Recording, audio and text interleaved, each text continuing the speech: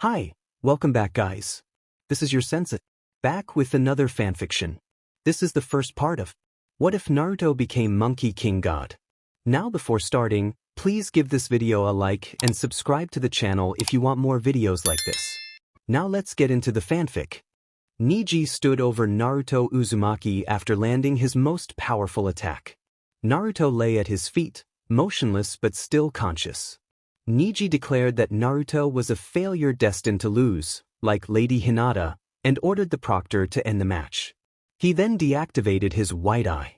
As Neji began to walk away, he heard laughter and turned in surprise to see Naruto sitting up.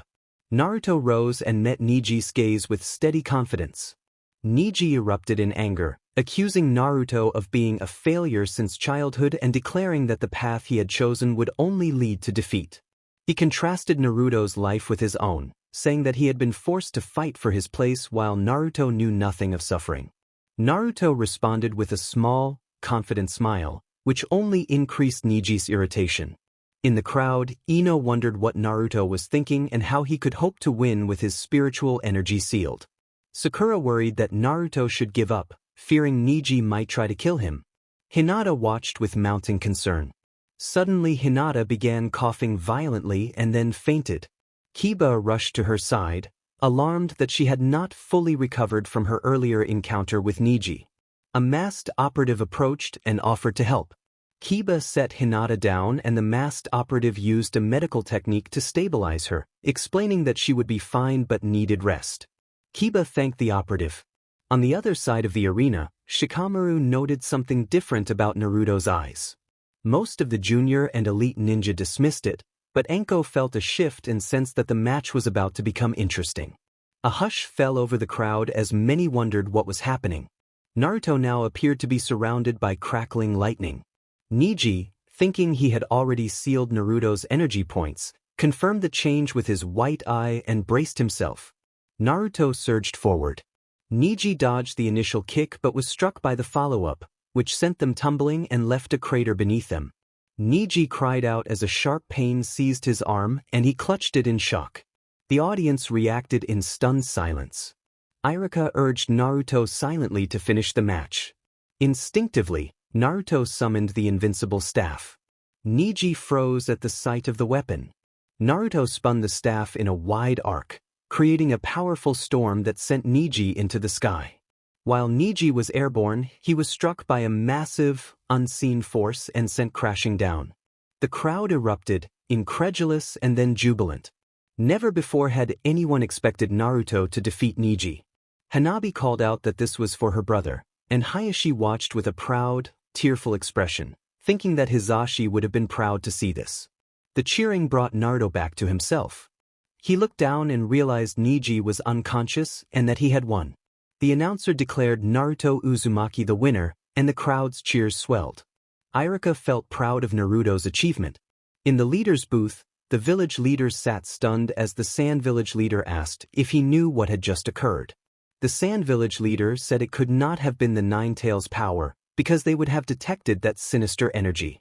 The village leader suggested another possibility. Aside from individual spiritual energy, there was also natural energy. The Sand Village leader pointed out that in a normal state the boy should not have been able to use natural energy, because using it requires combining it with one's own spiritual energy. Both leaders were intrigued by the prospect of this new source of power manifesting in Naruto. Back in the arena, medics carried Neji away on a stretcher while Naruto made his way toward the stands and was immediately surrounded by questions. He answered that he did not recall how he had won or why his eyes had changed. Shikamaru mused that if Naruto could tap into that power again, he would likely win the competition easily. Sasuke's match was postponed at the request of the Sand Village leader. The next match pitted Shino against Kankuro, but Kankuro forfeited. The following match was Shikamaru versus Temari. Shikamaru considered forfeiting, and Naruto pushed him onto the field, drawing boos from the crowd.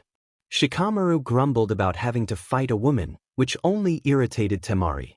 Growing impatient, Temari launched an attack that kicked up dust and revealed that Shikamaru had used 2 kunai to brace himself on the arena walls and avoid the initial assault. Shikamaru then announced that he would participate, He did not want to lose to a woman in a disgraceful way. Temari unleashed her wind-based scythe attack, but Shikamaru avoided it and retreated into the trees. Ino urged him to finish quickly, while Choji predicted Shikamaru would find some reason to forfeit. Temari became increasingly annoyed as Shikamaru hid and fought indirectly. Shikamaru attempted to catch Temari with his shadow technique, but she kept out of its range. She realized he was using the tree's shadows to extend his reach and that as the battle continued he would only gain more shadows to work with. Wanting to end the fight before he could gain the advantage, Temari tried to press the attack. After analyzing the situation, Shikamaru devised a plan and attempted to trap Temari with his shadow again, but she stayed beyond its current reach. From outside the shadow's effective area, Temari considered how to defeat him and noticed that he had created an improvised parachute from his shirt, giving him additional surface area and a new source of shadow. She avoided his move and began to formulate a new strategy. As she prepared to put her plan into motion, she realized she had finally been captured. Forced to mimic another's movements, Shikamaru allowed her to see how she had been caught. He had been steering her toward the tunnel Naruto had created during his match, where Naruto had hidden his shadow. After being manipulated for the entire battle, Temari braced for defeat when Shikamaru forfeited, saying he was exhausted from trying to catch her, fulfilling Choji's prediction. The crowd booed, but Shikamaru did not care. Genma looked to the Hokage and asked if he should move on to the next match. Hiruzen nodded. Next match, Naruto vs. Gaara. Gaara regarded Naruto with a crazy smile while Naruto returned the look with a confident smirk. When they descended into the arena, Naruto began to stretch. Those who remembered Gaara's cruelty worried for Naruto, but the Leaf villagers cheered him on. Genma checked on both fighters and asked if they were ready. They nodded, and as soon as the match began, Gaara directed intense killing intent toward Naruto. Gaara removed the lid from his sand gourd and prepared to strike. Naruto reacted on instinct, using BGMI, a technique that allowed him to move so fast it created the illusion of teleportation, and then executed his renewal taekwondo triple kick, appearing suddenly in front of Gaara. Naruto's attack sent Gaara flying into a wall. Temari expressed shock that Naruto could breach Gaara's defense, and Naruto himself was surprised by how natural the movement had felt. Guy was impressed at how Naruto's speed had surpassed Lee's after only one match. Gaara's glare became murderous. He summoned a torrent of sand and shouted his intent to kill, launching it toward Naruto. Naruto stood his ground as the sand advanced. The rookies screamed in alarm, but before the sand could encase him, Naruto vanished. He reappeared in front of Gaara and landed a roundhouse kick to Gaara's face. Gaara's sand transformed into spikes that struck toward Naruto, but when Naruto vanished it became clear the strike had hit a decoy. It was an afterimage. Gaara collapsed to the ground from the barrage of attacks, struggling to recover while repeating violent thoughts in his mind. Kankuro could not believe Gaara was losing. Shikaku, the tailed beast, partially healed Gaara, and after a few seconds Gaara rose again. He blended the ground beneath him with the sand inside his gourd to form a massive technique and unleashed a sand tsunami intended to crush Naruto. Genma panicked at the sight of the wave, but calmed when he saw a grin on Naruto's face. Naruto leapt into the air and used his original Blue Dragon's kick. The dragon-like wind tore through the sand tsunami and struck Gaara, knocking him into the wall for a third time. Gaara was knocked unconscious and down for the count. The crowd erupted in excitement at the display. Onlookers marveled at Naruto's power and taijutsu. Irika looked on with pride and Hiruzen was impressed. The Kazekage watched uneasily, knowing Shikaku would try to take over Gaara completely. Shikaku declared its freedom and its intent to wreak havoc. Villagers panicked at the sight of the tailed beast while the Jonin prepared to fight. Hiruzen ordered an evacuation of the villagers. Suddenly a smoke bomb was set off in the Kagebox and Kabuto used a genjutsu that put much of the crowd to sleep. The Konoha shinobi present were able to fend off the genjutsu, however, and the Konoha counterattack began. Naruto faced the tailed beast with excitement. Shikaku boasted about being free and hungry for a fight, and Naruto welcomed the challenge. Fighting broke out in the crowd as Leaf shinobi protected villagers from the sand and sound assault. On a nearby roof Hiruzen battled Orochimaru. In the arena, Naruto and Genma struggled against Shikage. Genma urged the boy to run while he handled the threat, but Naruto refused, launching another blue dragon kick that failed to phase the beast. Shikaku countered with a devastating attack that would have killed Genma if Naruto had not intervened. Naruto collapsed to the floor, gravely wounded. Genma asked why Naruto had not run. Naruto smiled and said he never ran from a challenge, then closed his eyes. Genma looked at him with regret. Shikaku chuckled at the sight, but when Genma prepared to attack the beast, Naruto stood up again, much to Genma's astonishment. Genma realized Naruto had somehow healed, and he noticed a crown-like adornment on the boy's head. Shikaku resolved to kill him again despite this revelation. A large staff then fell from the sky and crashed into the arena, drawing the attention of everyone nearby. Some shinobi seized the distraction to press their own attacks. Orochimaru remarked on the interesting turn of events, and Hiruzen wondered just how strong Naruto might become. Naruto touched the staff and suddenly remembered its nature and the command that changed its size. He activated that command, causing the staff to expand and launch Shikaku out of the arena and into a nearby forest. Naruto followed after the beast, while Genma prayed for his survival. The tension in the air was thick.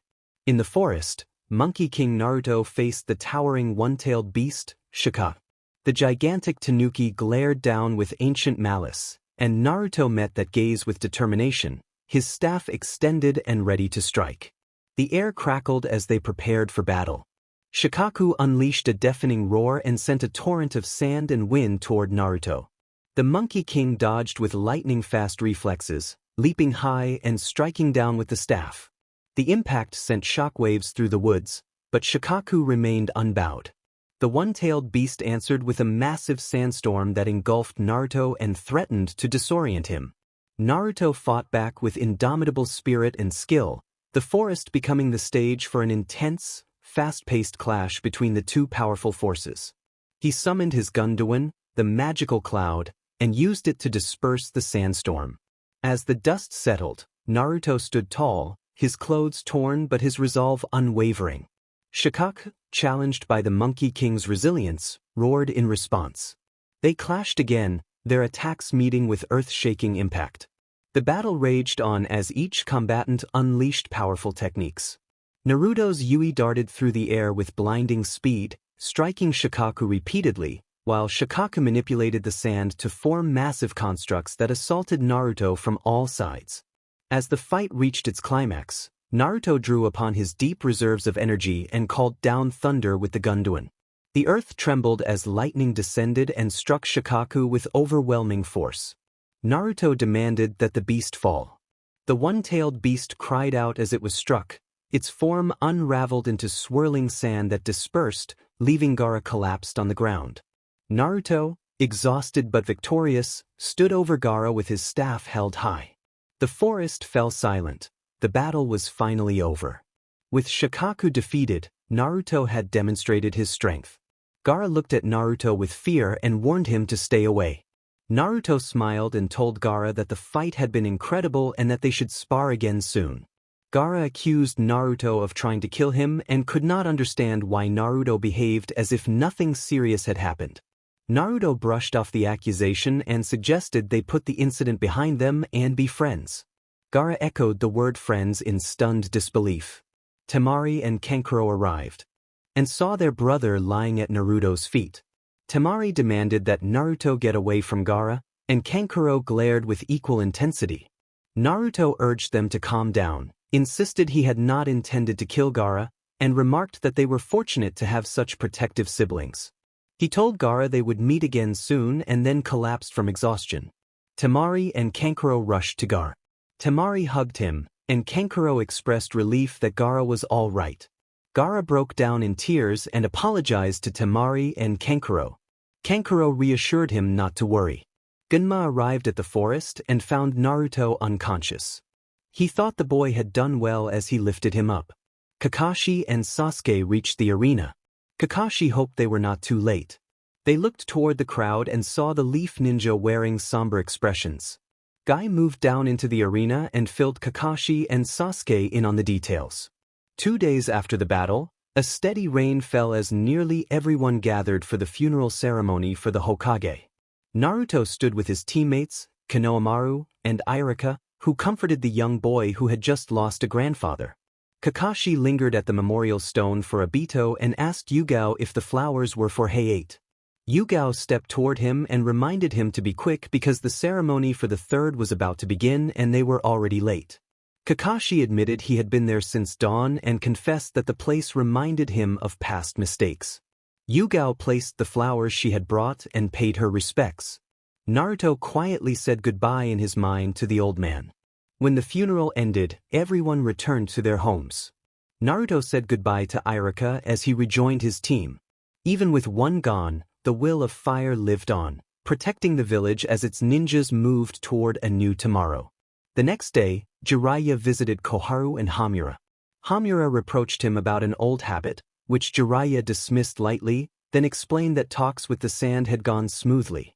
Koharu summarized the situation. The sand had learned that Orochimaru was behind recent attacks and that their Kazekage had been killed by him, so they accepted surrender and cooperation. The war had left the village damaged and fearful, and restoring its strength and preparing for future crises was now the highest priority.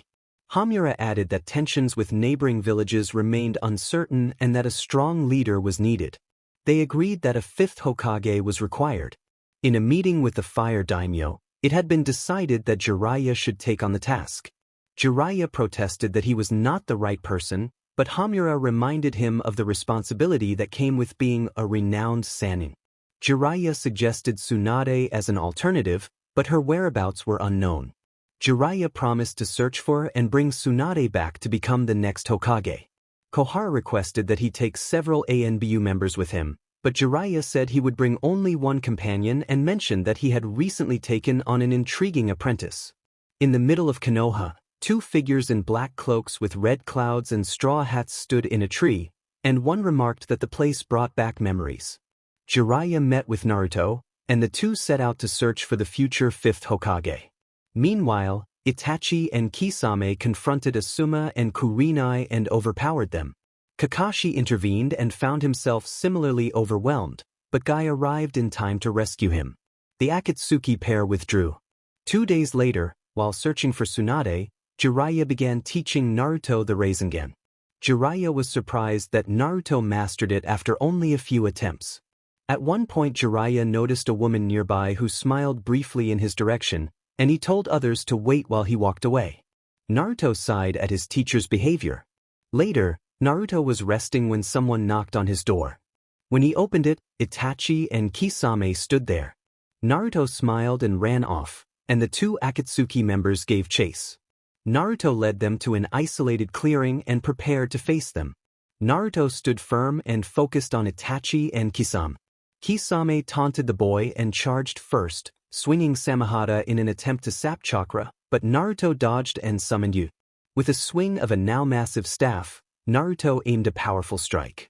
Itachi moved quickly to cast a genjutsu, but Naruto sensed the change and dispelled the illusion, surprising Itachi. The two Akatsuki members regrouped and the clash continued as an intense, fast-paced confrontation without graphic injury or gore. Realizing physical confrontation was inevitable, Itachi nodded to Kisame, signaling a change in tactics. Itachi activated his Mangekyo Sharingan and unleashed Amaterasu, aiming a stream of black flames at Naruto. Surrounded by the unquenchable fire and facing the ferocity of Kisame's jutsu, Naruto called upon Gunduin, summoning a dense fog to obscure their vision and dampen the flames. Emerging from the mist, Naruto used his Monkey King's clone technique to create dozens of clones and confuse his opponents. Kisame, relying on his enhanced senses, swung Samehada wildly, slicing through clone after clone, while Itachi concentrated on finding the real Naruto but could not see through the deception. Kisame struggled to keep pace, not because of his sword but because of the sheer exertion of facing multiple god-tier adversaries. Itachi, despite his prodigious abilities, found himself challenged. He summoned his Susanoo to protect him, yet even this formidable defense began to crack under the relentless assault of Naruto and his clones, each strike from their Yui reverberating like thunder. At the climax, Naruto focused his energy into a singular, devastating attack. His clones merged their power back into him, concentrating the essence of the Monkey King into one final strike. Yui expanded, towering toward the heavens before descending like a hammer of judgment. Naruto delivered a blow that shattered the Susanoo and forced Itachi and Kisame to the ground, defeated and overwhelmed. When the storm subsided, Naruto stood alone among the wreckage. He recalled Yui, shrinking it back to its portable size, and regarded his fallen foes with the solemn respect of a warrior who had prevailed through overwhelming force rather than trickery. The one-sided battle became a testament to Naruto's near-divine strength and martial prowess. Naruto smirked triumphantly over the aftermath. Suddenly, a giant clay bird swooped down, seized him in its beak, and soared away. The bird then exploded in midair, engulfing Naruto in a powerful blast. Itachi and Kisame immediately recognized Deidara. Deidara and Sasori had appeared to confront them. Deidara laughed, boasting that the almighty Itachi Uchiha had finally met his match, and Kisame silently registered Deidara's disdain for Itachi. Itachi regarded Deidara with a calm demeanor and suggested they enjoy the moment while it lasted. Sasori proposed leaving Naruto to Deidara and himself, assuming Naruto must be fatigued from the recent fight, but Itachi corrected him, pointing out that Naruto had not used any jutsu during their confrontation. Sasori questioned how Naruto could wield such power without jutsu, and from a distance Naruto proclaimed that he was a god.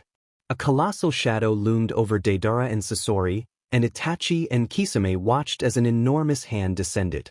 Deidara murmured about the power of a god just before the giant hand crushed them. When the hand withdrew, there was no sign of the Akatsuki members. Naruto chuckled and noted that it looked like they had gotten away. Jiraiya spotted the colossal hand and moved quickly toward the site, concern written on his face. Sasuke, who had also witnessed the display of power, hurried to Naruto's location. When Jiraiya and Sasuke arrived, they were stunned by the devastation left in the wake of Naruto's battle with the Akatsuki. Naruto rested amid the ruins, appearing calm and unfazed. As Sasuke approached to ask about Itachi's whereabouts, a crow flew from Naruto's mouth, met Sasuke's gaze, and ensnared him in a genjutsu. Inside the illusion, Sasuke heard his brother's voice accusing him of weakness because he did not have enough hate. The genjutsu plunged Sasuke into the horrors of his family's massacre, forcing him to relive the traumatic events again and again. Amid the chaos, Guy made a dramatic entrance and, in his rush, collided with Jiraiya, delivering an unexpected strike that momentarily caught Jiraiya off guard. Guy quickly apologized, explaining that he had mistaken Jiraiya for an enemy.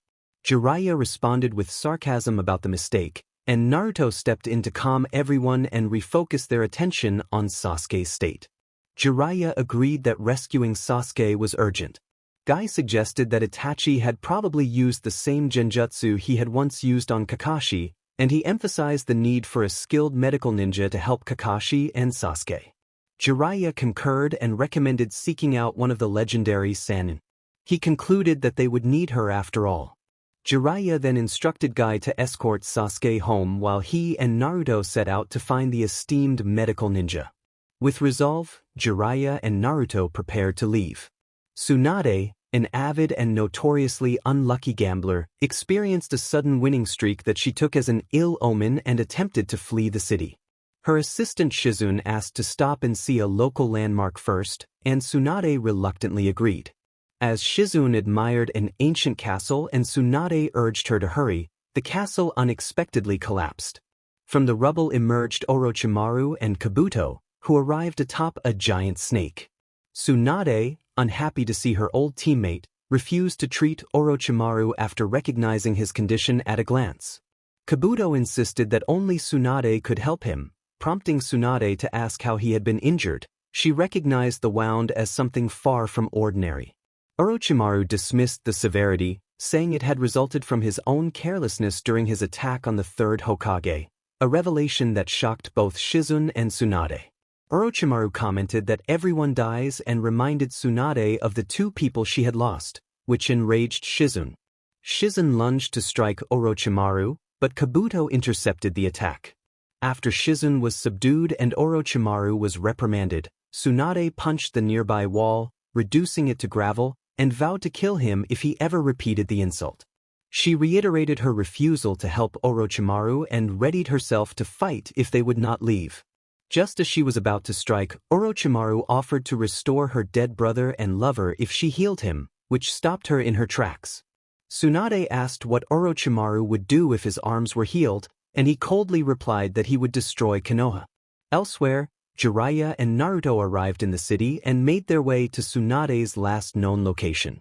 When reports came in of a giant snake destroying a castle, Jiraiya recognized the act as Orochimaru's and rushed to the scene. Shizune, meanwhile, was furious at Orochimaru's suggestion of destroying Konoha and tried to persuade Tsunade to help kill the weakened Orochimaru. Tsunade refused, and Orochimaru presented some of his own blood to exploit her fear of it, forcing her into a reluctant agreement by playing on that weakness. He then allowed her a week to consider his offer before he and Kabuto withdrew. Some time later, Naruto and Jiraiya found Tsunade at a bar. Jiraiya smirked and announced that they had finally found her. Tsunade replied that she had met someone who brought back bad memories. Naruto joked about Jiraiya's reputation, and Jiraiya protested that Tsunade was not referring to him. Shizune accused Jiraiya of inappropriate advances that could leave lasting impressions, and Jiraiya grew briefly annoyed before calming himself. Jiraiya asked if Tsunade meant him, and Tsunade clarified that she was speaking of Orochimaru. When Jiraiya asked if anything had happened, Tsunade offered a terse response about a brief greeting, but Jiraiya could tell she was holding something back. Naruto thought to himself that the reunion of the three Sannin was approaching. Tsunade questioned why Jiraiya had come. Jiraiya revealed that the village of the Leaf had requested she become the fifth Hokage. Tsunade and Shizune reacted with surprise. Jiraiya continued that the third had died, and Shizune realized it must have been Orochimaru's doing. Tsunade confirmed that she had heard Orochimaru was responsible. Jiraiya asked if she would accept the position, and Tsunade refused immediately. Naruto then asked if she could at least heal Sasuke and Kakashi, and Tsunade asked Jiraiya who the boy was. Jiraiya introduced him as his new student Naruto Uzumaki. Tsunade recognized him as Minato and Kushina's son and told Naruto that her services would cost 3 million ryo. Naruto protested at how he could possibly raise such an amount. Tsunade responded that it was not her problem. Naruto proposed a solution: he would fight for the fee. If he won, Tsunade would become Hokage and heal Sasuke and Kakashi. Jiraiya teased that Naruto might be underestimating her, but he knew Naruto could handle the challenge. Tsunade asked what she would receive if she won, and Naruto declared that he would become her servant and do anything she asked, including chores and fighting on her behalf. Shizune pleaded with Naruto to reconsider, but Tsunade surprised them by accepting the challenge and offering her necklace as a wager. Naruto eagerly agreed to the match but suggested they wait until the next day because Tsunade appeared to be tipsy. Naruto promised he would hold her to the challenge. A few days later, in an unknown location, Itachi opened a meeting with the Akatsuki by outlining unexpected developments. He reported that Naruto's power had grown significantly, and despite their combined efforts, Naruto had been able to withstand and counter their attacks without using chakra. Pain, the leader, asked how Naruto had managed to best them and whether Itachi had been able to use Tsukuyomi on him. Itachi said that he had only managed a brief attempt and Naruto had disrupted it, suggesting resistances they did not understand. Data added that Naruto had even summoned a giant hand capable of overwhelming opponents, a demonstration that had forced them to retreat. Itachi then revealed the most startling detail: Naruto had proclaimed himself a god. The room fell briefly silent. Pain asked for confirmation, and Itachi confirmed that Naruto had stated it boldly and with conviction. Haiden remarked that such a claim would make the boy a significant sacrifice for his faith. Kisame observed that Naruto had displayed power that could support such a claim and that his abilities exceeded their expectations. Konan considered that if Naruto truly possessed that level of power, they needed to incorporate it into their plans. Pain decided they must continue monitoring Naruto closely and gather more intelligence, acknowledging that Naruto Uzumaki had become a greater threat than they had anticipated. Pain reflected that he would show Naruto what the power of a true god could be. Back in the leaf, the match between Naruto and Tsunade began. Tsunade cracked her knuckles and challenged Naruto, asking if he was ready to lose. Naruto did not answer with words. His eyes gleamed with excitement and a fierce grin spread across his face. He was the first to move. Using a swift stepping technique, Naruto appeared behind Tsunade and attempted a powerful kick at her back, but Tsunade's experience let her sense the attack and she spun around, blocking the kick. Tsunade countered with a strong punch aimed at Naruto's midsection, her chakra-enhanced strength impressive and overwhelming in force. Naruto twisted his body to avoid being hit and responded with a sharp knee strike that connected with Tsunade's side, sending her sliding backward. Regaining her footing, Tsunade acknowledged his skill. Naruto launched into another series of kicks and strikes. Tsunade ducked and surged forward with chakra-enhanced blows. Naruto evaded the most dangerous strikes and retaliated with a powerful upward kick that Tsunade avoided, then felt the rush of a chakra-infused uppercut narrowly miss him. A diagonal kick targeted at his neck was blocked by Tsunade, who then grabbed his leg and threw him, though Naruto landed with a controlled roll. Tsunade pressed the attack with a flurry of fists, each strike packed with great force, and Naruto used his agility to stay just out of reach. Seeing an opening, Naruto executed a dramatic kick that sent a surge of blue chakra forward like an energy dragon. The force of the attack pushed Tsunade back several feet. The contest continued with both fighters testing their limits in a dynamic, high-energy exchange. Tsunade coughed and immediately activated her medical ninjutsu, healing the damage almost instantly. Naruto intensified his assault with the twin blue dragon kick, summoning two blue dragons whose combined force doubled the impact. Tsunade braced herself, crossing her arms to absorb the blow. The ground beneath her cracked, but she stood firm, clearly strained. Naruto followed with an aerial axe, leaping and descending in a powerful horizontal kick. Tsunade stepped aside at the last moment, but the ground where Naruto landed split open, showing the sheer power behind the strike. Jiraiya watched from the edge of the field, eyes wide with excitement and a knowing smile on his face. He chuckled inwardly at Tsunade's display of strength and admired Naruto's speed, agility, and technique, feeling a thrill as he watched them adapt to one another. Shizun observed with a mix of apprehension and awe, hands clasped tightly. Every time Tsunade was struck she worried, but she trusted her mentor's resilience and medical skill, marveling at Tsunade's ability to withstand and counter Naruto's powerful strikes. She found herself drawn into the fight, respect for both combatants growing with every exchange. Tsunade's eyes narrowed with renewed determination as she rushed at Naruto. Naruto used step to appear behind her and executed a rapid series of 3 powerful kicks. Tsunade blocked most attacks, but an upward kick slipped through and caught her off guard. Naruto followed with a knee to her stomach that doubled her over, then finished with a diagonal kick that sent her sprawling. Tsunade struggled to her feet and used her medical ninjutsu to mend herself. She acknowledged Naruto's toughness and declared she was not finished.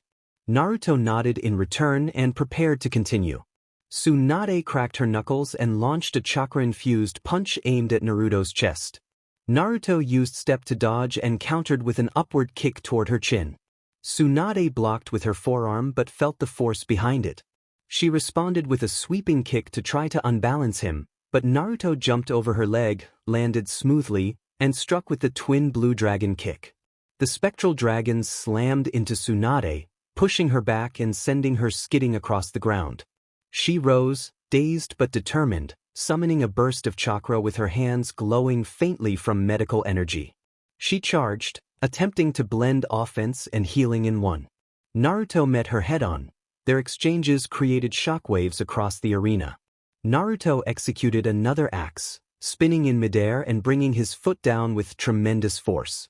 Tsunade sidestepped the direct impact, but the ground beneath them cracked from the power.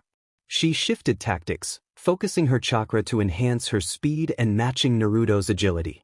The blur of punches forced Naruto to block and evade, and he countered with a string of renewal taekwondo techniques that landed several blows and staggered Tsunade. Feeling the strain, Tsunade activated Creation Rebirth to heal herself instantly, knowing it came at a steep personal cost. With renewed vigor she surged forward, punches and kicks becoming a whirlwind.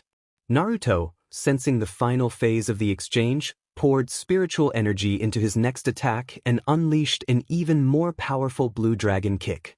The dragon howled as it surged toward Tsunade. She braced and absorbed the full force, holding her ground. Seeing an opening, she infused her fist with an enormous amount of chakra, but Naruto blocked the strike. A large crater formed beneath them. Naruto followed with a swift upward kick to Tsunade's chin, then drove a knee into her midsection. He finished with a decisive diagonal kick that sent Tsunade to the ground. She lay there breathing heavily as Naruto stood over her and offered his hand in respect. Naruto told her she had fought well, and Tsunade smiled weakly as she accepted his help and returned the compliment. Tsunade silently wondered about Naruto's restraint, noting that he had not relied on any overtly enhanced jutsu in the exchange. After the match, Naruto's adrenaline still surged as he approached Jiraiya with enthusiasm. Naruto addressed Jiraiya with a teasing nickname and challenged him to a bout, insisting he was only getting started. Jiraiya, surprised but amused, acknowledged Naruto's guts and warned that he would not go easy. Tsunade observed and thought that Naruto was obsessed with battle. She walked away to give them space. Naruto and Jiraiya squared off at a distance, both radiating anticipation and power. Naruto made the first move, using step to appear behind Jiraiya and launching a side kick at his ribs. Jiraiya sidestepped, narrowly avoiding the blow, and Naruto followed with a rapid barrage of kicks designed to disorient. Jiraiya blocked the initial strike with his forearm, and Naruto spun for another assault with a three-stage howling strike delivered from different angles. Jiraiya avoided the worst of it but was forced back as Naruto pursued with a low sweep aimed at the knee. Jiraiya jumped clear of the sweep and countered with a quick jab that Naruto parried. Naruto then aimed an elbow strike, which Jiraiya blocked before answering with a spinning back fist. Naruto moved with incredible agility and landed a double horizontal kick in response. From a nearby hilltop, Tsunade and Shizune watched the intense battle between Naruto and Jiraiya unfold, both absorbed in the display of skill and determination. They had only recently encountered Naruto, but his display of skill and power left a strong impression on both women. Tsunade observed that Naruto was impressive, noting his swift movements and precise techniques. Shizune agreed that his hand-to-hand combat was certainly remarkable. The force of an initial kick sent Jiraiya skidding back. Naruto turned and delivered a spinning kick to Jiraiya's face. Jiraiya responded with a defensive needle guardian technique, his hair hardening into spikes that formed a protective barrier.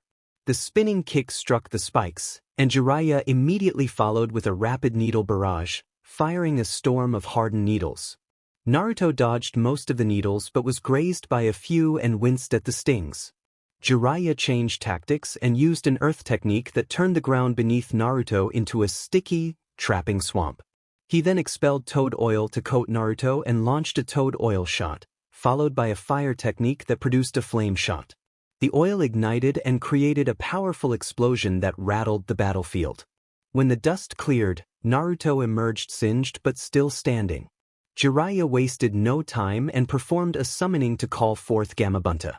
Together they launched a combined fire and oil attack, sending a massive stream of flame and oil toward Naruto. In response, Naruto summoned a storm of lightning and wind that dispersed the incoming flames.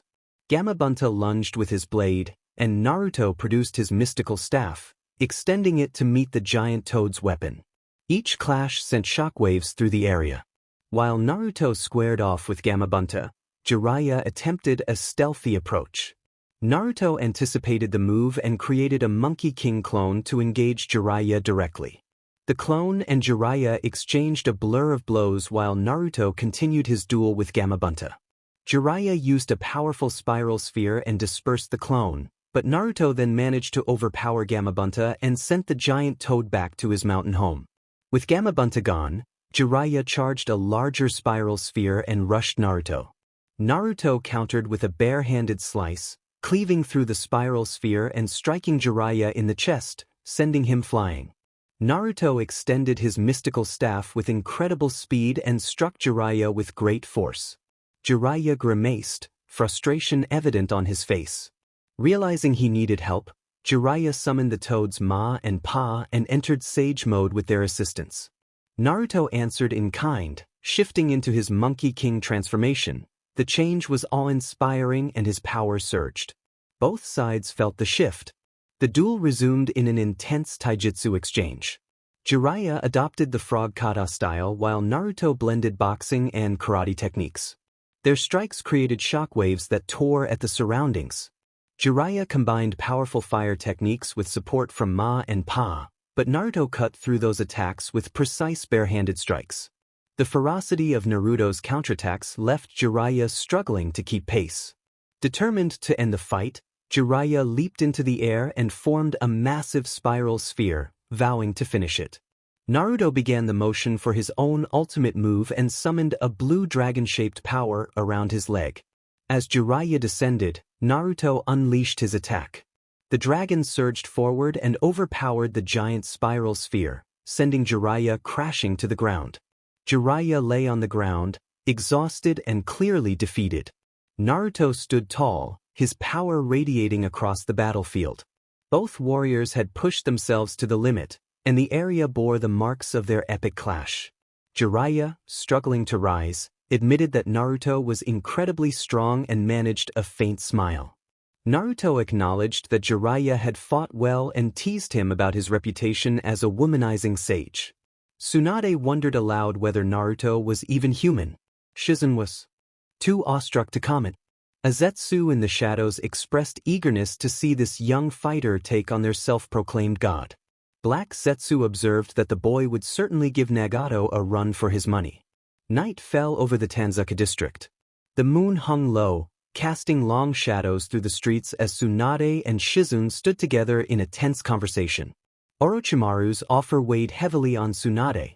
He promised to resurrect Nawaki and Dan in exchange for healing the arms that had been sealed during his battle with the third Hokage. Shizun urged Tsunade not to strike such a bargain, warning of Orochimaru's dangerous capabilities and the risk to the village. Tsunade's hand clenched as she fought between the temptation to see her loved ones again and the knowledge of the broader danger he posed. Naruto stepped from the shadows, eyes reflecting torchlight, and interrupted their discussion with a firm declaration that Tsunade should heal Orochimaru. He explained that he understood Orochimaru's role in the third Hokage's death and that he wanted to be the one to settle the score. Tsunade studied Naruto's determined expression and, after a long silence, acknowledged that he was serious. Shizun, horrified, accepted that Naruto's will was unbreakable. The next morning, Jiraiya stood in the sunlight, scanning the area for Naruto and Tsunade. Shizun approached and told him that the two had gone out together, likely spending time alone. He sensed that Shizun was withholding something but chose not to press her. He told himself it was good for them to spend time together as family. Later, Naruto and Tsunade walked side by side through the forest, following a path that would lead them toward a confrontation with Orochimaru and Kabuto. As they walked, Tsunade broke the silence and told Naruto that there was something she had been meaning to tell him. Naruto glanced at her curiously and asked what it was. Tsunade hesitated, then explained that they were related as distant relatives and that his parents had been remarkable people. She named Kushina as a fierce and courageous woman and revealed that his father was the fourth Hokage, Minato Namikaze. Naruto stopped in his tracks, stunned that the fourth Hokage was his father. Tsunade confirmed it and told him that he had inherited more from them than he knew. Naruto absorbed the revelation, his heart swelling with pride and newfound resolve. He vowed not to let them down. Tsunade smiled faintly and told him she knew he would. Tsunade approached the clearing where Orochimaru and Kabuto waited. Orochimaru greeted her with a venomous smile and asked if she had made her decision. Tsunade stepped closer and reminded him that he had promised to bring back Nawaki and Dan and to leave the Leaf Village untouched. Orochimaru nodded solemnly, but the gleam in his eyes suggested otherwise as he insisted he always kept his promises. Tsunade placed her hand over Orochimaru's damaged arms and let chakra flow into the cursed limbs. The seal the third Hokage had placed began to unwind and the dark marks faded. Orochimaru flexed his fingers and smiled wickedly, remarking that he felt much better, and then prepared to fulfill his side of the bargain. He formed hand seals and 2 coffins rose from the ground. As the lids slid open, Dan and Nawaki stepped out, appearing as serene as the day they had died. Tsunade's breath hitched and tears formed as she named them, but her joy was short-lived. Orochimaru produced 2 sealing kunai and used them on Dan and Nawaki, immediately bringing them under his control. They moved with blank expressions and advanced on Tsunade. She leaped backward to avoid their strikes, anger turning toward Orochimaru as she accused him of breaking his word. Orochimaru laughed and mocked her for still trusting him. Tsunade chuckled darkly and explained that an angry battle maniac had insisted she go through with it. Orochimaru raised a brow at the mention of a battle maniac. Before Orochimaru could react further, Naruto appeared in a blur, delivering a series of lightning-fast staff strikes that knocked Dan and Nawaki away from Tsunade. He landed beside her, holding the staff Yui behind his back, and fixed a cold, unwavering gaze on Orochimaru and Kabuto. Kabuto sneered and told the boy to stay out of the grown-ups' conversation, insisting he was out of his league. Orochimaru narrowed his eyes, recognizing a dangerous change in Naruto's demeanor. He had seen potential before, but this was different. Neither Orochimaru nor Kabuto yet understood that Naruto's power had reached a level far beyond their comprehension. Orochimaru's smirk widened as he finished forming more seals. The ground trembled and a 3rd coffin rose, marked with the character for 4. When its lid creaked open, Minato Namikaze, the 4th Hokage, appeared. Minato blinked, surveyed the scene, and then looked at Naruto with a soft smile as he spoke his name. Naruto's face lit up with joy and disbelief. He expressed that he could not believe it was really him and that he had admired him his whole life, even before he knew he was his father. Kabuto reacted in shock at the revelation. Before the reunion could settle, Orochimaru slipped a sealing kunai into Minato and immediately brought him under the same control as Dan and Nawaki. Minato's expression went blank. Orochimaru sneered at Naruto, acknowledged the boy's spirit, and warned that the odds were not in his favor with 5 opponents arrayed against him. Naruto grinned confidently, promising that he would take it easy, and told Tsunade to stay back while he handled the situation. Naruto tapped into his power and created 4 Monkey King clones. They leaped into action, each targeting a specific opponent: Kabuto, Dan, Nawaki, and Minato. The original Naruto moved to face Orochimaru while the first clone rushed toward Kabuto. Kabuto, confident in his medical skills and battle experience, engaged the clone. Kabuto activated his chakra scalpels and charged, aiming for vital points. The clone, unfazed, wielded Yui to block the strikes. Kabuto's speed was impressive, but the clone matched him blow for blow. As Kabuto attempted to land a disabling strike, the clone twisted and used the momentum to swing Yui in a wide arc. Kabuto barely dodged and flipped back to create distance. He noted that this Naruto was not the boy he remembered and had become dangerous. The clone grinned, extended Yui to an incredible length, and moved the staff forward like a spear, forcing Kabuto to dodge again. With a flick of the wrist, the clone retracted the staff and slammed it into the ground, sending a shockwave toward Kabuto. The earth fractured beneath Kabuto's feet, and before he could recover, the clone was upon him, delivering a rapid flurry of strikes that forced him backward despite his attempts to counter with chakra scalpels. Realizing a frontal assault was not working, Kabuto changed tactics. He formed hand seals and summoned a large snake to lunge at the clone. The clone leapt into the air and smashed the snake to the ground with a powerful swing of Yui, neutralizing the threat. Kabuto's eyes widened as the clone landed in front of him, and he quickly gathered chakra for a defensive technique, preparing for the hits he expected to take. He prepared for the next exchange, confident that he could survive any damage. The clone, however, was not finished. It shifted the staff into a smaller, more manageable size and closed the distance between them. Using a series of rapid strikes, the clone overwhelmed Kabuto, each blow faster than the last. Kabuto struggled to keep up, barely restoring himself in time.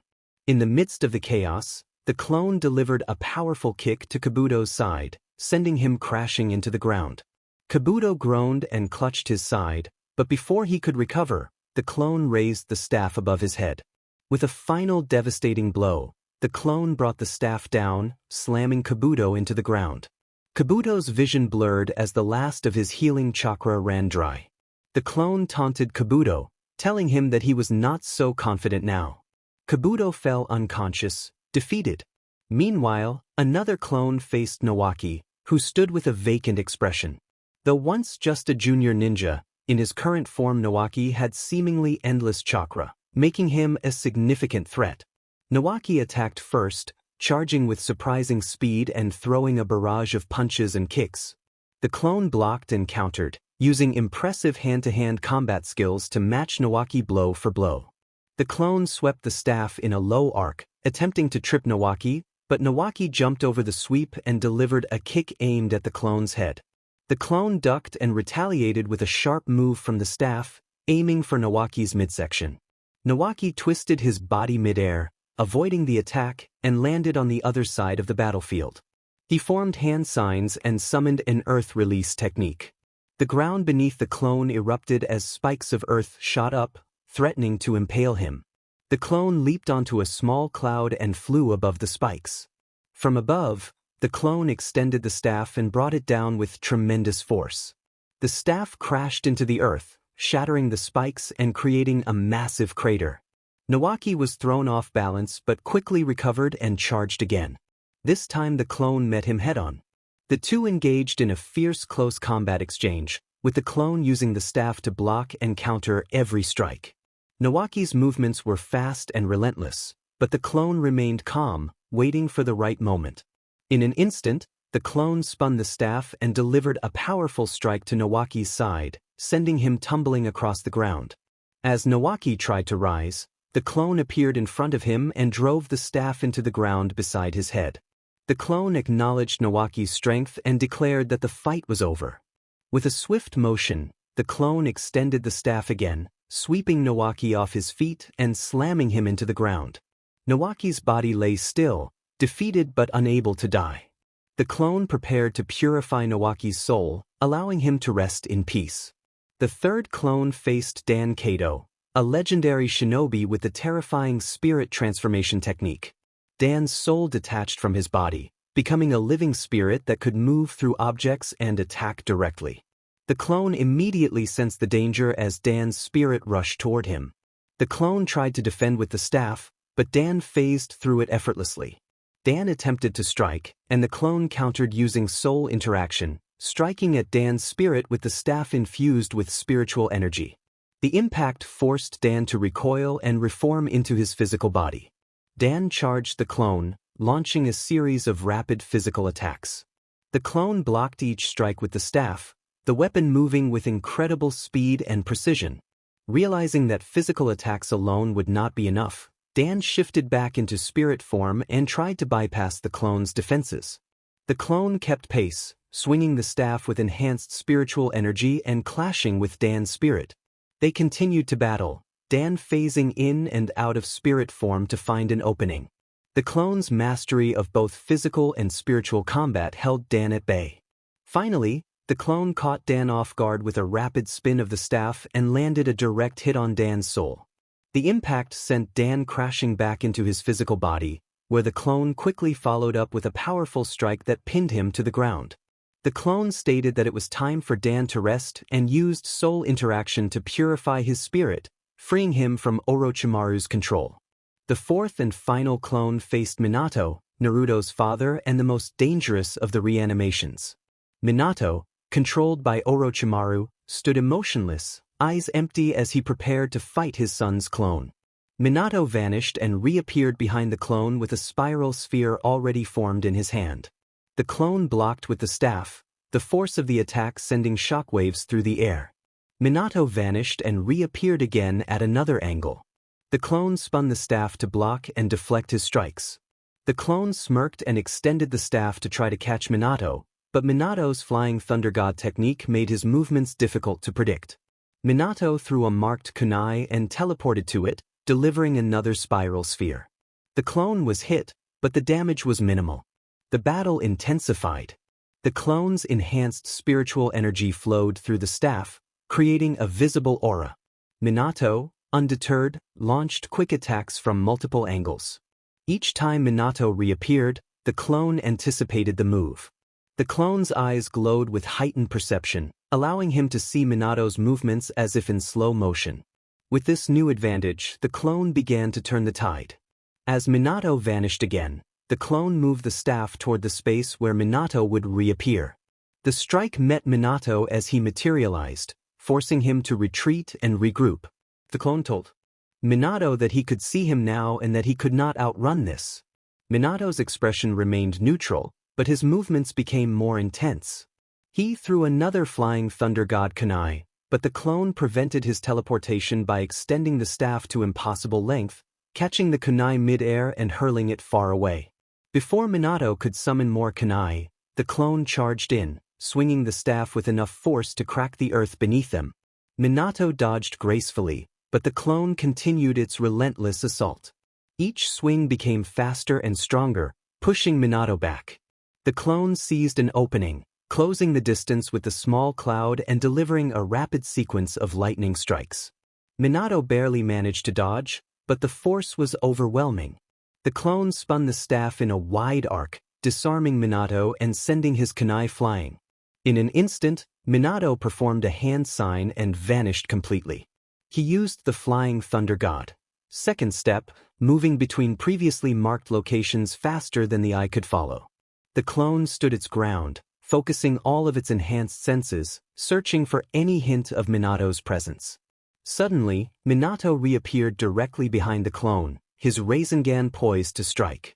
The clone was ready. With a quick motion, it spun Yui behind its back and intercepted Minato's attack. Before Minato could retreat, the clone used its free hand to summon another staff. With both staffs in hand, the clone attacked with unmatched ferocity. Minato tried to evade, but the clone's newfound speed and power overwhelmed him. Finally, with a powerful double strike from both Yui, the clone knocked Minato to the ground and held him fast with the weight of the divine staffs. The clone told Minato to rest now, calling him Dad. It channeled its soul interaction ability into the divine staffs, purifying Minato's soul and freeing him from Orochimaru's control. As Minato's body fell limp, a faint smile crossed his face, as though, in his final moments, he recognized Naruto's strength and expressed pride in him. Orochimaru declared that Naruto had come far but remained no match for him. Naruto, aura crackling with energy, faced Orochimaru head-on. Orochimaru opened with a barrage of snake summons, massive serpents slithering out of the ground and converging on Naruto. Naruto remained unshaken. With a single swing of Yui, he extended the staff to incredible length and smashed through the serpents as if they were paper. Orochimaru hissed in annoyance and formed hand seals for a more deadly attack. He then summoned a massive serpent, Manda, which lunged toward Naruto with a roar. Naruto leapt into the air as Manda struck. In mid-air, he twirled Yui, extending it once more and delivering a powerful downward strike on Manda's head. The impact sent shockwaves through the battlefield. Manda recoiled, furious but beaten for the moment. Naruto spun in mid-air and unleashed a devastating wedge hook kick that connected with Manda's head, sending the massive serpent crashing to the ground, dazed and defeated. Before Orochimaru could react, Naruto dove toward him, using BGMI to close the distance in an instant. Orochimaru's eyes widened as Naruto appeared right in front of him, swinging Yui with tremendous force. Orochimaru barely dodged the attack, slithering backward, but Naruto pressed the assault. He swung Yui in a series of rapid strikes, each faster and more powerful than the last. Orochimaru, for all his speed and skill, struggled to keep up. In desperation, Orochimaru summoned the Kusanagi sword and used it to block Naruto's strikes. The two clashed, the legendary sword against the divine staff, sparks flying with each impact. Orochimaru taunted Naruto, insisting he would still take Naruto's body. He twisted unnaturally in an attempt to envelop Naruto with his snake body, but Naruto smirked and, with a burst of energy, sent Orochimaru flying. Naruto then spun and delivered a powerful strike with Yui. The attack broke through Orochimaru's defenses and left him badly incapacitated. Naruto declared it was over and that Orochimaru would not escape this time. Before Orochimaru could recover or summon another trick, Naruto used his soul interaction technique. Orochimaru's form unraveled as Naruto dispelled the corrupt essence that had bound him. The threat that was Orochimaru dissipated from the battlefield. As the dust settled, the battlefield grew quiet. Naruto's clones all returned, having defeated the reanimated Dan, Nawaki, and Minato. Tsunade, who had been watching from a distance, stepped forward, eyes wide with awe and disbelief at Naruto's incredible power, far beyond anything she had expected. She told Naruto that he had really done it. Naruto smirked, reminding her that he had said he would handle it. Naruto glanced down at the unconscious form of Kabuto and, without a second thought, hoisted him over his shoulder as if he weighed nothing.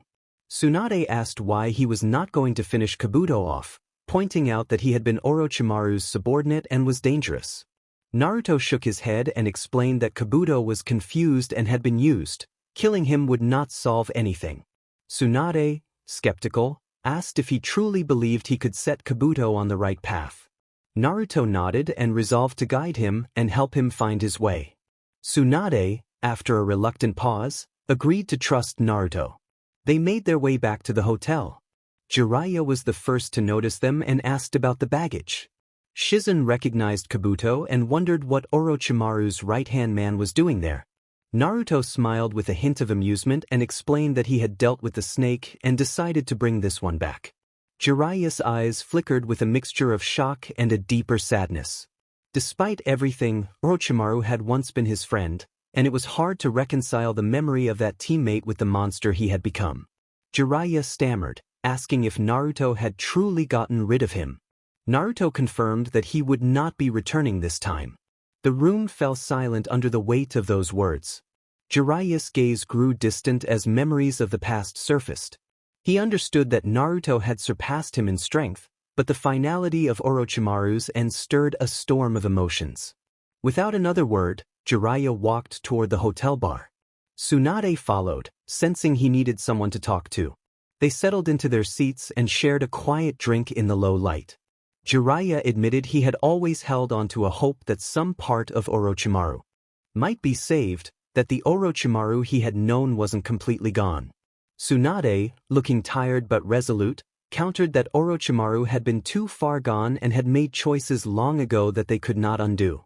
Jiraiya recalled their childhood memories of Orochimaru as the one who pushed them, always eager to learn, to be the best, and to drive the others forward. Jiraiya admitted that he had thought that drive would make him the strongest of them all. Tsunade scoffed with a bitter laugh and reminded him where that drive had taken him, chasing immortality, experimenting on innocent people, and using their loved ones like puppets. She called him a monster and told Jiraiya that he knew it. Jiraiya's smile faded. He nodded slowly and acknowledged that he knew, adding that it was hard to accept the boy they had grown up with becoming that. They sat in silence for a few moments, memories of their time as genin and their experiences during the wars playing through their minds, the battles they had fought side by side and the losses they had endured together. Orochimaru had been part of that history. He had once been one of them. Now that part of their past was gone. Tsunade declared that he had been a twisted, cruel man who had gone too far, and she was glad that Naruto had had the strength to stop him before he caused more damage. Jiraiya sighed, finished his drink in one gulp, and agreed that she was probably right, though a deep sadness lingered in his eyes. Orochimaru had been more than an enemy. He had been a teammate, a rival, a friend. Now he was gone. As the night wore on, Jiraiya and Tsunade continued to reminisce about their youth, the battles that had shaped them into the Sannin, and the wars they had fought. No matter how much they drank or how much they talked, Orochimaru's presence remained a ghost at the edge of their thoughts. Naruto sat by the window watching the moonlight filter through the curtains. He glanced at Kabuto, still unconscious, and sighed, feeling that there was more to do and many more battles to come. For now, there was peace. Shizun, still reeling from everything that had transpired, asked Naruto what he intended to do with Kabuto. Naruto did not respond immediately. His gaze remained fixed on Kabuto, and a faint smirk tugged at the corner of his mouth as if he were already several steps ahead in thought. His mind raced with possibilities, but there was a strange calm about him. Kabuto stirred and opened his eyes slowly, dazed and adjusting to the soft light. As the fog in his mind cleared and his vision sharpened, he saw Naruto watching him intently with arms folded and a relaxed posture.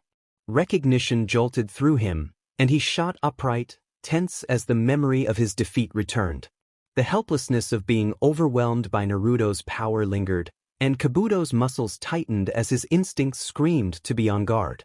He asked what Naruto wanted, his voice wavering and betraying the turmoil beneath his composed exterior. Naruto's expression remained calm and unthreatening. He inclined his head slightly and told Kabuto to relax. Kabuto frowned, senses on high alert, and said it was hard to relax after what had happened. His tone was cautious and measured as he searched for an escape or a way to regain control. Naruto's smirk faded slightly as he straightened, his presence suddenly feeling heavier. He met Kabuto's gaze with an unsettling calm and explained that he had decided to spare him. Kabuto narrowed his eyes in confusion, unable to decide whether to feel relief or suspicion. He had been prepared for death after siding with Orochimaru. Survival without understanding seemed impossible. Naruto's eyes changed, taking on a soft golden brilliance. The power in those eyes felt deeper than physical strength, as if Naruto could see straight through Kabuto and peel back the layers of his facade. Naruto said that he wanted to help Kabuto, to help him find a true purpose and himself, acknowledging that Kabuto had spent his life without a sense of identity. Kabuto's breath caught. He stared at Naruto in stunned silence, struggling to process how Naruto could have seen through the countless masks Kabuto had used to survive and serve others. He had always prided himself on being unreadable and manipulating situations to his advantage, yet Naruto's gaze had laid bare secrets he had buried deep within. Naruto did not move closer or force the issue. He stood there and gave Kabuto space to think, his presence, power, and sincerity hanging in the air like a quiet force. He told Kabuto that being used his whole life did not have to define his future, that Kabuto could be more than a tool and could choose to be himself. Kabuto's heart pounded. He clenched his fists and stared at the floor, trying to maintain control as a foreign doubt crept in. Doubt not in Naruto, but in the choices that had shaped his life. But Naruto's words had struck something deep within Kabuto, something he hadn't realized was there. A yearning for identity, for purpose beyond manipulation and survival. The silence between them stretched for what felt like an eternity. Kabuto finally looked up and asked how he was supposed to find himself after everything he had done and after all the lives he had ruined. Naruto smiled, not the earlier cocky smirk but something kinder and more understanding, and reassured him that it was never too late to start and that he only needed someone to show him the way. Kabuto blinked, feeling a strange mix of hope and confusion. For so long he had believed himself irredeemable, destined to serve others as a tool of chaos. Naruto was offering a second chance, a chance to discover who he really was. For the first time in his life, Kabuto felt a glimmer of something unfamiliar: freedom. In the late afternoon shadow, two figures strode side by side along a winding path to the small village of Takizato. The sun hung low, casting long shadows over the village's modest buildings. The air was still, but tension between Deidara and Sasori thickened with every step as their argument resumed. Deidara insisted that his art was superior because it was fleeting and explosive, capturing the beauty of a single moment, while Sasori argued that true art endured like his puppets, preserved beyond time. Deidara's fists clenched and his frustration surfaced. Sasori, encased in the menacing shell of Hirako, remained calm and indifferent as he dismissed Deidara's viewpoint. Deidara rattled off the merits of explosions and the release of energy, insisting that an explosion's shape and heat were a sublime form of art, while Sasori scoffed at the notion and called explosions crude spectacles and praised puppets as transcending time and mortality. As they argued, Deidara's mind drifted back to a recent encounter that had haunted him since their last battle. A massive hand had erupted from the sky, a shadow so large it crushed the earth beneath it. Naruto's strength had sent shockwaves through the battlefield, forcing even Sasori, Itachi, and Kisame to retreat. The sheer scale and power of that hand had caught Deidara off guard, and for a fleeting moment he had wondered if Naruto was something more than human. Sasori had seemed unnerved too, though his stoic nature had hidden it well. Sasori's cold voice snapped Deidara back to the present with a reminder that they had a mission. They were riding to eliminate a merchant who had become a thorn in Iwagakure's side, Kaito Sumireiji. Publicly, Kaito maintained a stellar reputation as a businessman, but in the darker corners he had sabotaged deals and manipulated trade routes. The hit had been ordered by Inoki, the Tsuchikage, who had grown tired of Kaito's interference. For Inoki this was personal. As the duo approached the gates of Kaito's lavish estate, the atmosphere shifted. The once calm air grew heavy with a malevolent presence, a dark energy lingering in the shadows. Even Deidara felt a prickling at the back of his neck. Sasori, still within Hirako, narrowed his eyes and warned Deidara to be on guard. Deidara cracked his knuckles and tried to play it off with a grin, insisting he would defeat the merchant with his art. They entered the estate grounds and followed a garden path to a grand mansion where Kaito lounged beneath a large tree, a glass of wine in hand and amusement in his eyes as he regarded the approaching shinobi. The merchant raised his glass in a mocking salute and then, as he set it down, his pleasant demeanor melted away. The man's grin widened unnaturally and the air around him darkened. His presence grew heavier and more oppressive, radiating a sinister energy that made breathing difficult. Sweat beaded on Deidara's forehead, though he masked it with a smirk. Sasori's gaze sharpened as he warned that this opponent was unlike any they had faced before and that something about him felt wrong. Deidara tried to taunt Sasori, but Hirako's back opened with a loud creak and Sasori stepped out, revealing his true form, a young face set in emotionless determination framed by the eerie puppet body. Sasori told Deidara that there was no time for games and to be ready. The merchant's grin widened further and he invited them to begin. The garden's air tightened under the weight of that malevolent energy as the two Akatsuki prepared to confront a threat that felt far darker than a simple criminal. Deidara and Sasori, seasoned killers of the Akatsuki, stood on high alert in the sunlit garden. Sasori moved first and immediately summoned his most powerful weapon.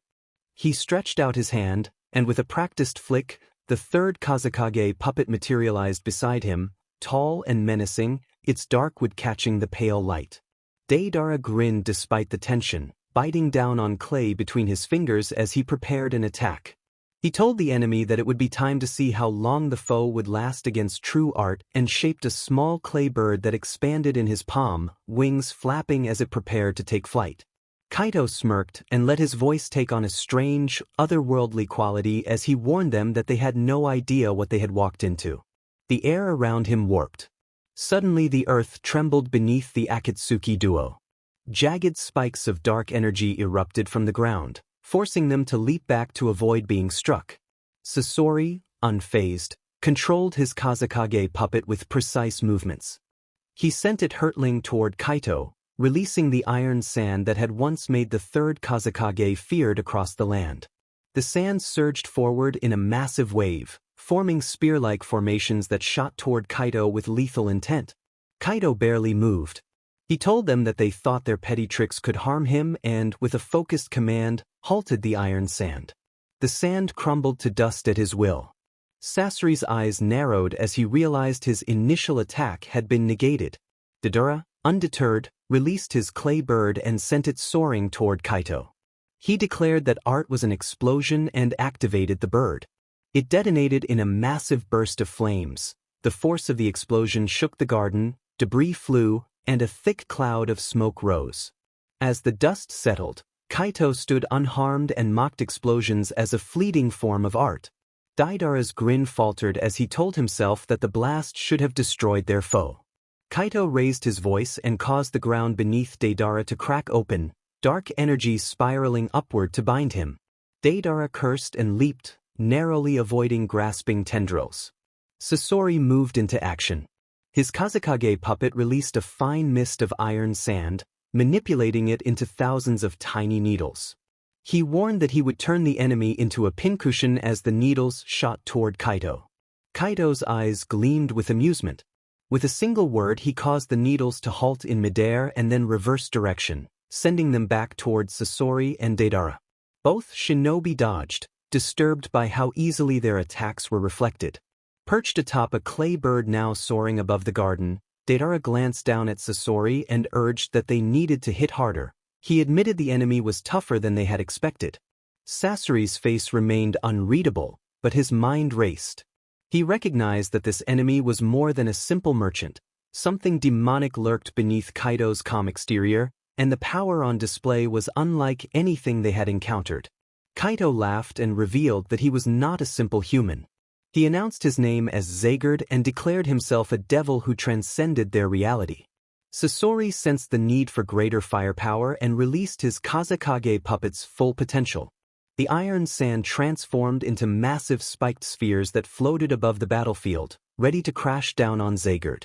In unison, Deidara and Sasori launched a coordinated assault. Deidara sent a clay dragon roaring downward, followed by a flock of smaller birds each primed to explode. At the same time, the spiked spheres of iron sand plummeted from the sky, aiming to crush the demonic foe.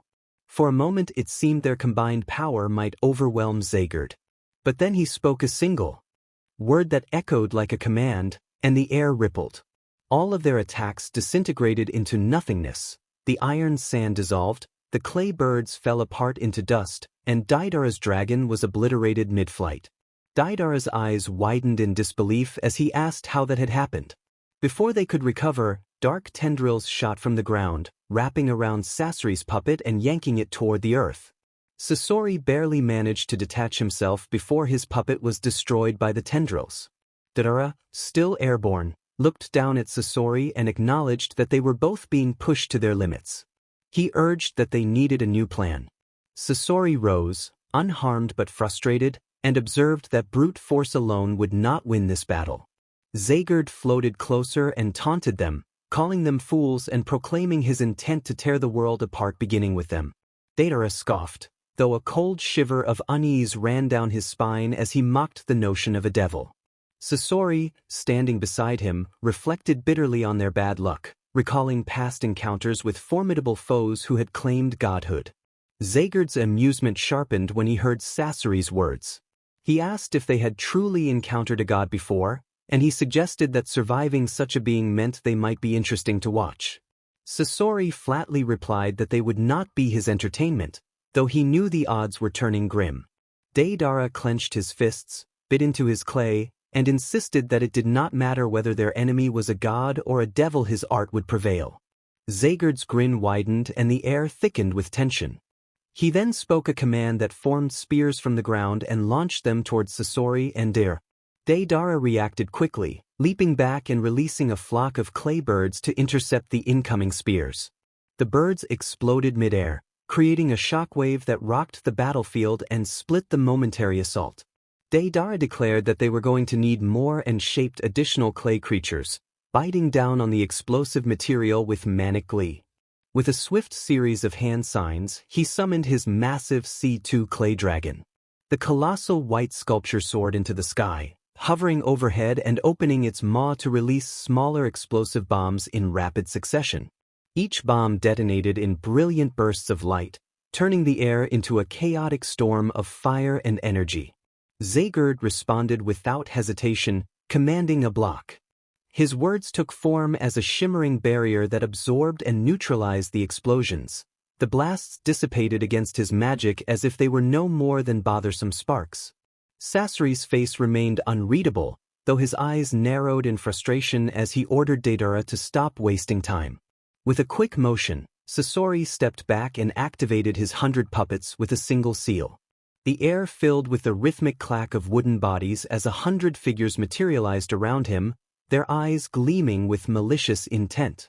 The puppet army surged forward in a coordinated assault, armed with poisoned blades, spears, and chains, their movements driven by Sasori's precise control. Zagord watched the advance with a flicker of amusement and dismissed the puppets as pathetic toys. With a single commanding word, he caused the puppets nearest him to crumble into dust and fall away before they could strike, though Sasori's mastery kept more puppets coming. Unwilling to be outdone, Deidara performed another hand sign and announced he would escalate with C3. The dragon's belly swelled as it released a massive clay bomb toward the battlefield, a device large enough to level the estate. Sasori retreated to a safer distance as the C3 detonated.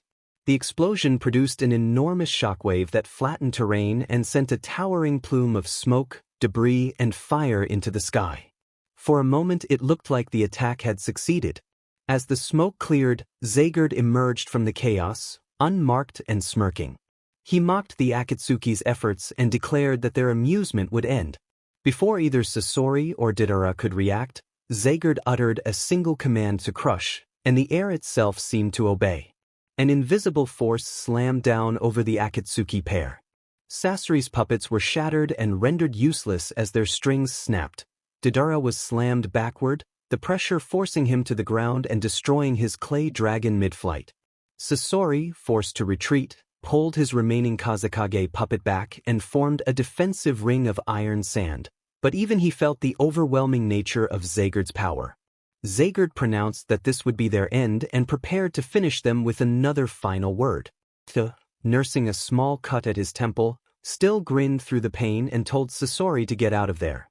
He insisted there was no time and that he would take the enemy out with his C4, but warned that Sasori would be caught in the blast if he stayed. Sasori's expression tightened at the mention of C4 Garuda. He understood the technique's devastation, but the situation was dire. After a brief, conflicted pause, Sasori silently retreated, putting distance between himself and the battlefield as Deidara prepared his ultimate attack. Deidara formed a series of hand signs. The clay in his hands swelled into a massive figure shaped like a human. The C4 Garuda technique gathered into that form, then shattered into countless microscopic bombs that filled the air around Zaygard. The technique relied on tiny explosives that were invisible to the eye and designed to be carried into a target before detonating. Zaygard initially reacted with disdain, expecting his magic to dispatch the attack as before, but the bombs were too small to be easily affected. Deidara watched intently and then triggered the C4 Garuda. The microscopic bombs detonated in unison, producing a powerful shock that rippled through the air and reverberated across the battlefield. The ground trembled, trees shook, and debris scattered as the blast's force rolled outward. For a brief, tense moment everything fell silent. Deidara watched the aftermath, catching his breath and waiting for the decisive result. Zaygard, however, remained standing. His form was intact, and his aura grew even darker and more intense. He taunted that Deidara had truly believed such a trick could kill him and reminded them that he had warned them of his resilience, his voice dripping with contempt. Zaygard declared that he was beyond mortal limits. Deidara's eyes widened in disbelief. Zaygard smirked and ordered the explosives to disperse. With that command, Deidara's remaining clay explosives were nullified, their power dissolving into nothing. The clay that had enveloped him crumbled harmlessly to the ground as useless debris. Deidara staggered back, breath quickening, and insisted that it was impossible. Zaygard's eyes gleamed with malicious amusement as he dismissed Deidara's art as impressive in the painter's world but insignificant against him. Deidara, muttering to himself, triggered a last resort. With a few quick hand signs he produced several clay clones that shared his wild grin. The clones surged forward toward Zaygard while Deidara retreated to safety. They were designed to self-destruct on impact, buying him the seconds he needed to escape. The first clone leaped and detonated in a massive, cinematic blast that sent a shockwave across the battlefield. Zaygard barely reacted. As two more clones exploded in rapid succession, debris and smoke billowed into the air, creating a thick cloud that obscured the scene. Using the cover, Deidara sprinted through the dust with his heart pounding. Panic and determination warred in his mind. He had to survive and regroup. Sasori was already gone, and now it was his turn to withdraw. Deidara cursed that the mission had been meant to be simple as he fled through the trees, breathing hard and carrying the weight of their failure. As the dust settled, Zaygard remained unscathed, his sinister smile widening into a low chuckle. He reflected on the earlier mention of a god by Sasori and found the idea intriguing. He dispersed the last of the smoke and the remains of the estate with magic, letting his gaze linger on the path Deidara had taken but choosing not to pursue. Zaygard wondered aloud to himself about this so-called god and entertained the thought that someday he might meet such a being. He warned the fleeing pair to run while they could and then went inside, his mind already on future conquests and more challenging opponents. Deidara regrouped with Sasori in the dense forest surrounding the village, chest heaving and adrenaline still coursing through his veins. His hands trembled, hidden by clenched fists as he processed the near-fatal encounter with Zaygard. He raged that they had been defeated and blamed the sequence of overwhelming adversaries, from the Jinchuriki he had faced before to this devil. The humiliation of being outmatched burned in him, and he swore that he would make Naruto pay and that he would not be made a fool by otherworldly beings. Sasori remained calm and collected, watching Deidara with unblinking eyes. He reminded Deidara that they were only human and that beings like the devil and Naruto Uzumaki possessed powers beyond their capacity. Sasori warned that anger and obsession would cloud judgment and that a reckless charge would lead to death. Deidara turned his fury into a promise to himself that he would find a way to take Naruto down, insisting that his art would be the means to do it. Sasori cautioned him not to let obsession endanger his survival, noting that they needed to focus on the immediate threat and prepare strategically. Deidara listened, fists still trembling, tempering his rage with the cold realization that sheer anger would not be enough against gods and devils. They moved through the forest together, their minds set on regrouping and planning for the looming danger. For Deidara, one thing was certain: the next time he faced Naruto, it would not end the same way. Deidara had no idea of the full magnitude of the power they had narrowly escaped. The entity they had faced had previously defeated the legendary Hashirama Senju, known as the god of shinobi. Decades earlier, when Zaygard, the word Soul Devil, had been on the brink of death after battles with Asta and the Magic Knights, he had turned to his word soul magic as a last resort. Just before Asta could land the fatal blow, Zaygard whispered a single word commanding escape. His weakened body, on the verge of collapse, was pulled from the Black Clover world and transported to the Naruto world. Disoriented and without a stable physical form, Zaygard was forced to wander this new world as a formless entity. The land lacked the familiar structure of magic but pulsed with chakra and life force, ideal for his parasitic nature. Over the years he hopped from one host to another until, some time ago, he possessed a powerful rogue shinobi. That possession brought him face to face with Hashirama Senju, the god of shinobi, who had come to investigate strange disturbances near the border of the Fire Country.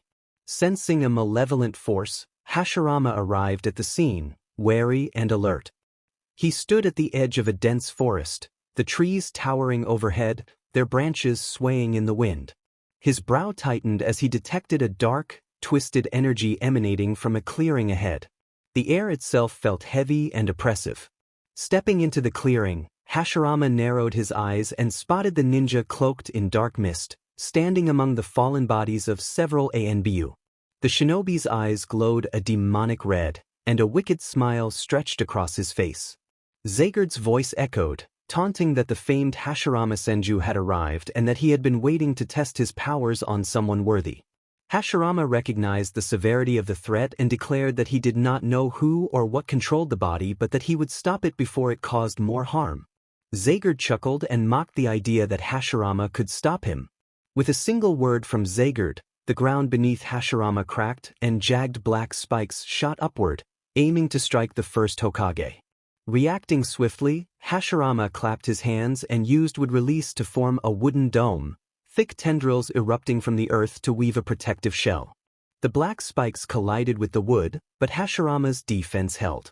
Amused, Zaygard questioned whether wood could protect him from obliteration, then uttered a command that sent a wave of energy rippling forward and devastating everything in its path. Hashirama's eyes widened at the sudden destruction. He leaped onto the dome and performed wood release, deep forest emergence. Massive wooden roots exploded from the earth and surged toward Zaygard like a tidal wave. Zaygard raised his hand and ordered the wood to disperse. The roots unraveled and fell apart as if they were dust. Hashirama realized this was not merely chakra at work. The entity in front of him wielded an otherworldly force that altered reality with spoken words. He would need to be careful. Floating above the disintegrating wood with an eerie calm, Zaygard announced his intention to make the world his playground and insisted that destruction was inevitable. Hashirama closed his eyes briefly, centered himself, and entered sage mode, letting chakra and nature intertwine. He vowed that Zaygard would have to go through him.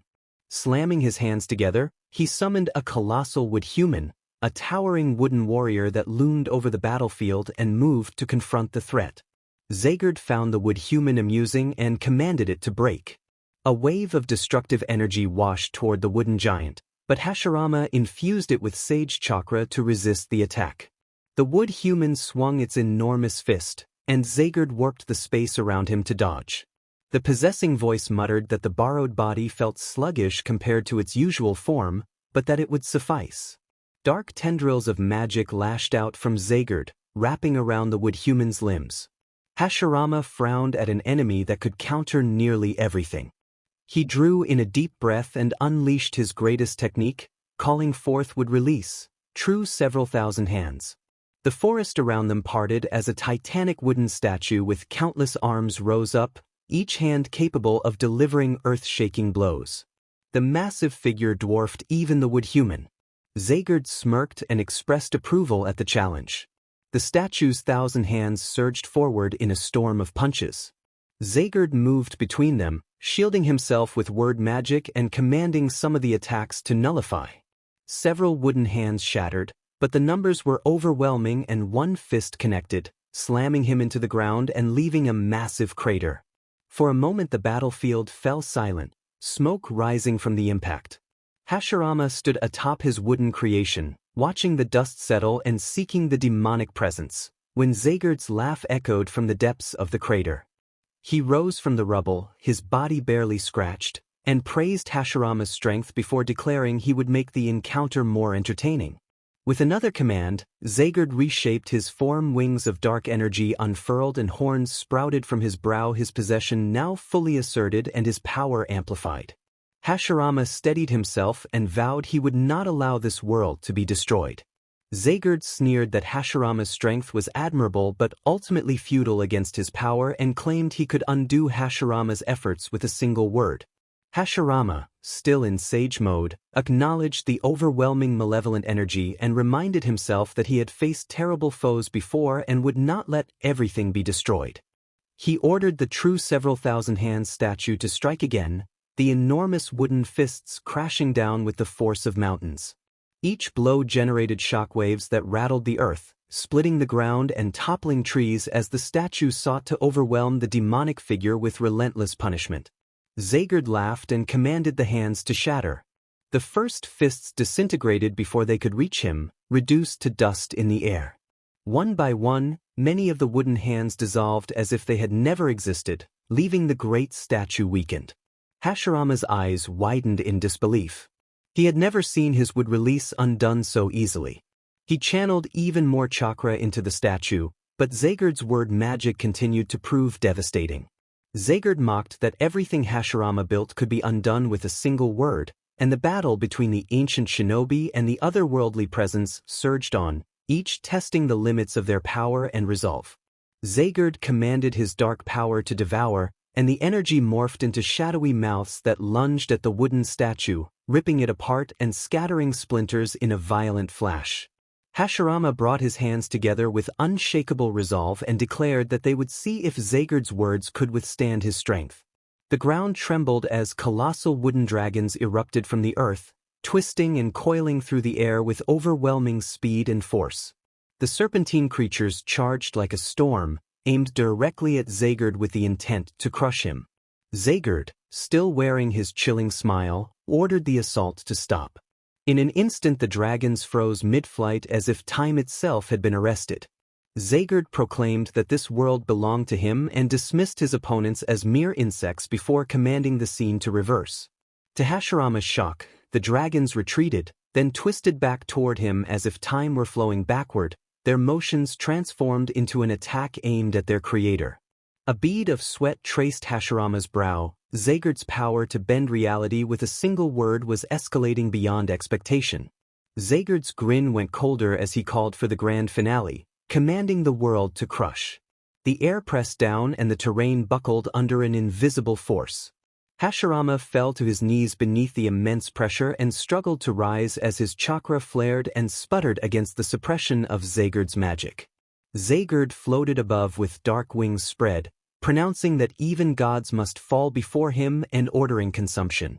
A wave of dark energy surged outward, swallowing Hashirama and unraveling the surrounding forest as the landscape seemed to collapse into a boundless void.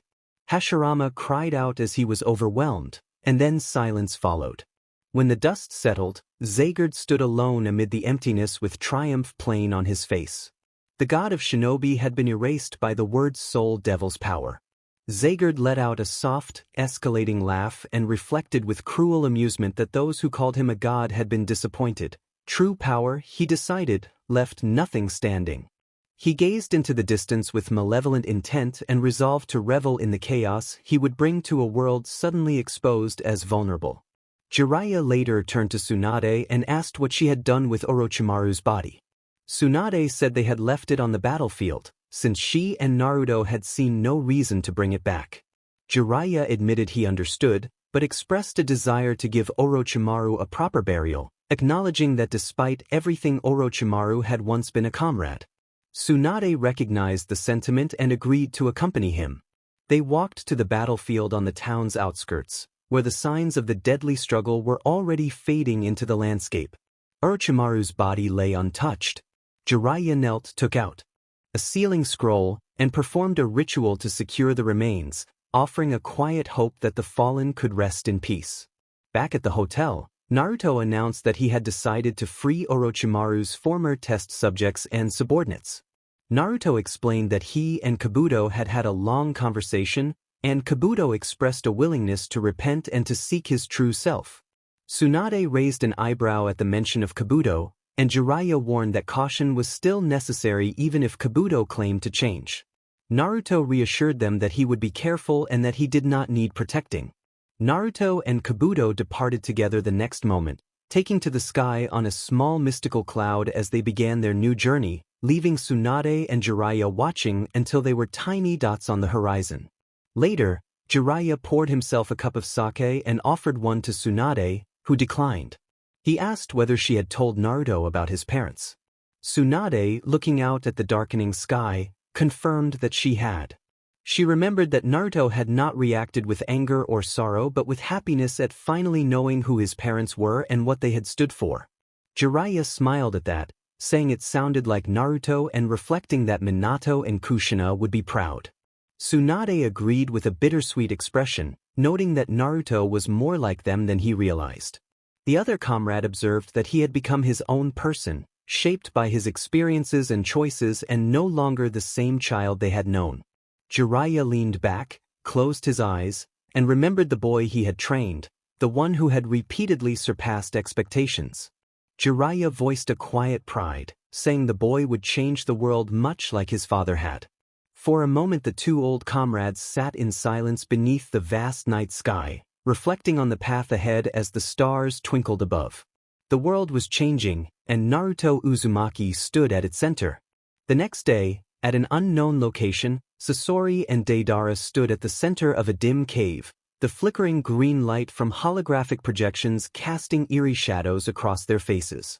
The other Akatsuki members were present, their silhouettes encircling the two in silence. Pain fixed them with his Rinnegan gaze and questioned why they had called the meeting early, noting that their mission report was not yet due. Sasori answered in a flat, controlled tone that the mission had not gone as planned. Kalu, skeptical and scornful, asked how two ninja of their caliber could fail to eliminate a supposed simple merchant. Deidara bristled and insisted that Kaito was not merely a merchant, hinting that he was something else entirely. Pain asked Deidara to explain. Sasori spoke next, cold and precise, declaring that Kaito was dangerous in an unexpected way. He was possessed or controlled by something far worse than any of them had anticipated. Zetsu asked what Sasori meant. Deidara, barely containing his frustration, reported that the man was possessed by an entity called Zaygard, a devil unlike anything they had previously encountered. A stunned silence rippled through the Akatsuki. Kisame let out a low, surprised chuckle and remarked on the strange turn of events, comparing recent claims of divinity and now possession by a devil. Haydn reacted with gleeful anticipation, expressing an eagerness to face such a formidable foe and wondering what kind of enemy they were up against. Sasori's expression hardened as he warned that Zaygard was no ordinary opponent. His power went beyond manipulating chakra or energy and reached into the manipulation of reality itself. Pain demanded clarification. Sasori explained that Zagard's power was tied to his words. Whatever Zagard spoke became reality. During their encounter, Zagard had twisted the battlefield by speaking, rendering their attacks ineffective. It had not been a matter of speed or strength but of the very rules of the fight being rewritten. The gravity of Sasori's words left the room tense and unsettled. Kakuzu, for once without a snide remark, asked in disbelief whether Zagard only needed to speak for his words to become real.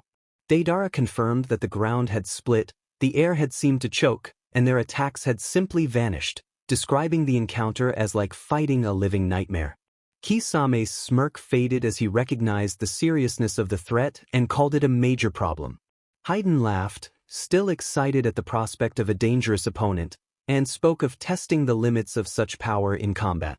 Conan intervened, calm and firm, urging focus and warning that if Zagard's abilities were true, they could be far more dangerous than anything the Akatsuki had faced. White Zetsu, intrigued, suggested that Zagard must be ancient and proposed searching old records for any mention of devils with similar capabilities. Kakuzu considered the implications pragmatically, noting that a power of that magnitude could be both valuable and a threat to their goals, and that they would need a careful plan.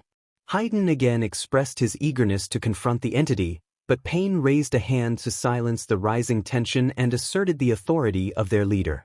Pain declared that if Zagard could warp reality by speaking, he posed a threat to everything they aimed to achieve and could not be ignored. Pain ordered Zetsu to search the ancient records for information about devils like Zagard, their origins, and possible weaknesses. Zetsu agreed with a grin on his dark half. Kisame offered to engage Zagard when the time came, saying to let him know when they needed someone to take the fight to the enemy. Pain then instructed Sasori and Deidara not to engage Kaito Sumeragi for the time being. They needed to learn more about Zagard's full capabilities before acting.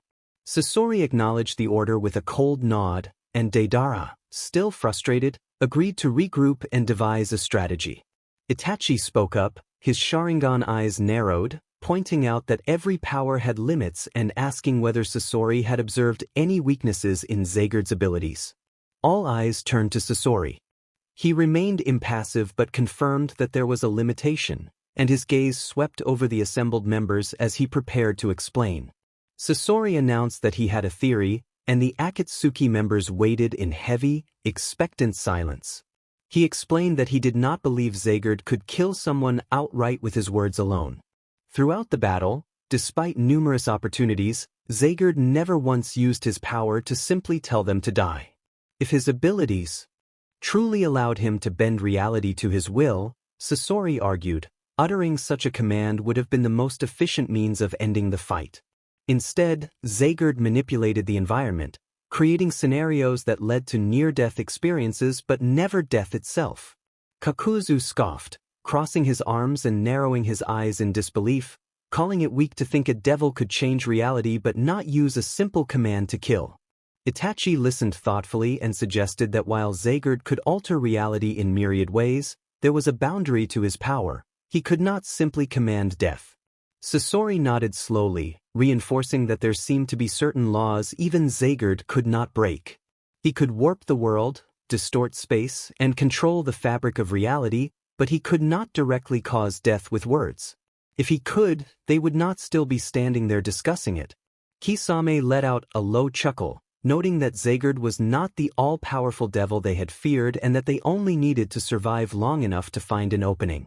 Deidara, still irritated from the battle, agreed that they had survived because Zagard had to play by some rules and warned them not to let their guard down. Haydn, grinning wildly, expressed eagerness to confront Zagard up close to put his faith to the test rather than resorting to graphic threats. Conan, quiet until then, folded her arms and, with a slight flutter of her paper wings, acknowledged that if Sasori's theory was correct it offered a weakness to exploit, but they would have to proceed carefully since Zagard's power remained immense. Kisame leaned back with Samahata across his shoulders and offered his readiness to take action when needed. As the meeting neared its end, the members vanished one by one, the unknown tension hanging in the air and leaving them with more questions than answers. In the hidden rain village, the ceaseless downpour echoed against the metallic walls of the tower as if the heavens themselves mourned the lingering pain in the city. Toby mocked Zagord, treating the name as a curious joke. Nagato's Rinnegan flickered toward him with no outward reaction, but he made clear that they should not take Zagord lightly. Toby, amused, framed Zagord as a fascinating being whose power speaking reality into existence without chakra or hand seals might be something they could use. Conan's sharp gaze fixed on Toby, her suspicion plain as she asked what his interest in Zagord was. Toby answered by describing potential. Zagord represented a power unlike anything they had encountered, one that could either aid or destroy their plans and therefore merited observation. Nagato shifted in his mechanical chair and warned bluntly that Zagord was dangerous. Even skilled members had been nearly destroyed by him and they could not risk interference with their goals. Toby shifted from amusement to a more serious tone and pointed out that where Nagato saw danger, he saw opportunity. He spoke about influence and manipulation as preferable to outright control and suggested studying Zagord to learn from him, with the option of removing him from the equation if necessary. Conan cautioned that Zagord was not something to be controlled easily. Nagato asked what would happen if Zagord became a threat to all of them, and Toby replied that they would address that threat when it arrived, urging Nagato to keep focus on the plan to capture the tailed beasts and treating Zagord as merely another piece on the board. Conan voiced concern that Zagord might see through Toby's schemes and not be a pawn, and Toby dismissed the idea by saying that in his view everyone was a pawn and the only question was who played the better game. He then turned and walked away, fading into the chamber's shadows while advising Nagato to watch carefully because Zagord might surprise them. After Toby vanished, Nagato remained silent, his gaze fixed on the rain-soaked horizon visible through the window. Conan, ever at his side, urged that they could not trust Toby and that his words often masked other intentions. Nagato acknowledged the warning with a slight nod but maintained that for now they must play along and seek to understand the full extent of Zagord's power before deciding their next move. Conan shifted her wings slightly, resolute, and said they would find out what they needed and be ready to face both Toby and Zagord when the time came. The rain continued to fall, relentless and unyielding, as the weight of their decisions hung heavy in the air. The threat of Zagord was now on the horizon, and both the Akatsuki and their unseen adversaries prepared for a confrontation that would shake the foundations of their world. Later, Sasori returned to Tanzakagai. It did not take long for him to find two legendary figures standing just outside a gambling den. Tsunade and Jiraiya were deep in conversation, commanding the attention of anyone nearby, with Shizune at Tsunade's side. The trio seemed unaware of the approaching storm, their minds occupied with more immediate concerns. Jiraiya was the first to notice Sasori, and his expression darkened as he recognized the Akatsuki cloak. He warned Sasori by name and demanded to know what he was doing there, making it clear he would not reveal Naruto's whereabouts. Tsunade's eyes narrowed and her fists clenched, ready for a fight, while Shizune shifted closer to Tsunade, her stance tense. Sasori remained unfazed. He told them he was not there on official Akatsuki business. Tsunade scoffed and demanded what he meant. Jiraiya, keeping his guard up, questioned why they should believe him and pointed out that Akatsuki house calls usually involved abduction or assassination. Sasori's lips curled into the faintest smirk as he explained that he was not there to capture Naruto but to ask for his help. Jiraiya reacted with disbelief, questioning why Sasori of all people would seek Naruto's aid. Sasori cut him off, saying he had encountered something far worse than any of them realized, a threat that even the Akatsuki might not be able to handle alone. Tsunade demanded that he get to the point. Sasori asked whether they had heard the name Zagord. The question left them stunned. None of them recognized the name. Sasori grew darker as he explained that Zagord was a devil, not a myth, and that his power far exceeded anything this world had ever seen. He described Zagord as capable of manipulating reality with words, warping the world, and creating lethal traps with a command. Even Sasori, with all his abilities, had barely escaped. The revelation left Tsunade and Shizune visibly shaken and Jiraiya deep in thought. Jiraiya understood that if Naruto were told about such a threat, he would not hesitate and would throw himself into the fight. Sasori nodded and, with a hint of amusement, suggested that Naruto might indeed rush in and that Naruto was more than a shinobi, he possessed power that resembled that of a god. Sasori then made the startling claim that Naruto Uzumaki was a god, his strength going far beyond the influence of the Nine Tails. The words hung in the air, and the three of them stood there, minds racing with the implications. Sasori turned on his heel and asked them to inform Naruto when he returned, warning that Xagard would not wait forever. With that he walked away, leaving the legendary Sannin and their companions surrounded by confusion, fear, and awe. Naruto and Kabuto arrived at Orochimaru's main hideout in the Sound Village. Kabuto set about gathering the Sound Ninja and the many test subjects, many of whom had been kept in cells or tubes for harsh experiments. The subjects hesitated at first, wary of Kabuto's intentions, but Kabuto's persuasive manner convinced them to follow him to the vast arena deep within the hideout. The arena thrummed with tension, a mix of resentment, fear, and confusion radiating from the crowd. Kabuto announced that Orochimaru was dead, and the declaration sent a shock through those gathered. The test subjects, newly freed from their tormentor's grasp, erupted into cheers. Some grinned with savage glee, while others looked on with disbelief. Sujetsu grinned wildly, sharp teeth flashing as thoughts of freedom and vengeance filled his mind when he realized Orochimaru was dead and the way forward to the legendary Seven Swords of the Hidden Mist opened in his imagination. Kimimaro stood paralyzed with shock. The lord he had devoted his life to was gone, and disbelief slowly turned to rage as his hands clenched into fists. Nearby, Sakan, Tayuya, Jirobo, and Kidamaru exchanged uneasy glances, emotions conflicted. Tayuya realized that the cursed marks that had bound them had vanished after Orochimaru's death. Kimimaro demanded silence, his fury spilling over as he turned his burning gaze toward Kabuto and insisted on knowing who had killed Lord Orochimaru. Naruto stepped forward calmly beside Kabuto and admitted that he had killed Orochimaru. A tense silence followed. Kimimaro's breath grew heavier and his bloodlust rose like a palpable force. He vowed that he would kill Naruto. Naruto allowed a brief sigh and acknowledged that he had not come to fight, but then he grinned and made it clear he would not refuse a challenge either. Sujetsu watched from the side, noting that whoever had killed Orochimaru must be powerful. Naruto ordered the others to clear the arena. One by one, the sound test subjects backed away, leaving Kimimaro and Naruto facing each other as anticipation thickened the air. Kimimaro accused Naruto of killing their lord and swore to tear him apart. He lunged without hesitation, the ground cracking beneath him as he closed the distance. Kimimaro extended a bone blade in a technique he called Dance of the Camellia, and Naruto moved with equal speed, twisting aside so the blade missed by inches. Naruto vanished with his vanish technique and reappeared behind Kimimaro, delivering an axe kick that sent a shockwave through the arena. Kimimaro anticipated the strike and raised a forearm shield of bone to block, the ground shuddering under the impact. He twisted into a whirlwind and launched a flurry of edged bone strikes in his Dance of the Willow. Naruto wove through the barrage with near-blinding speed.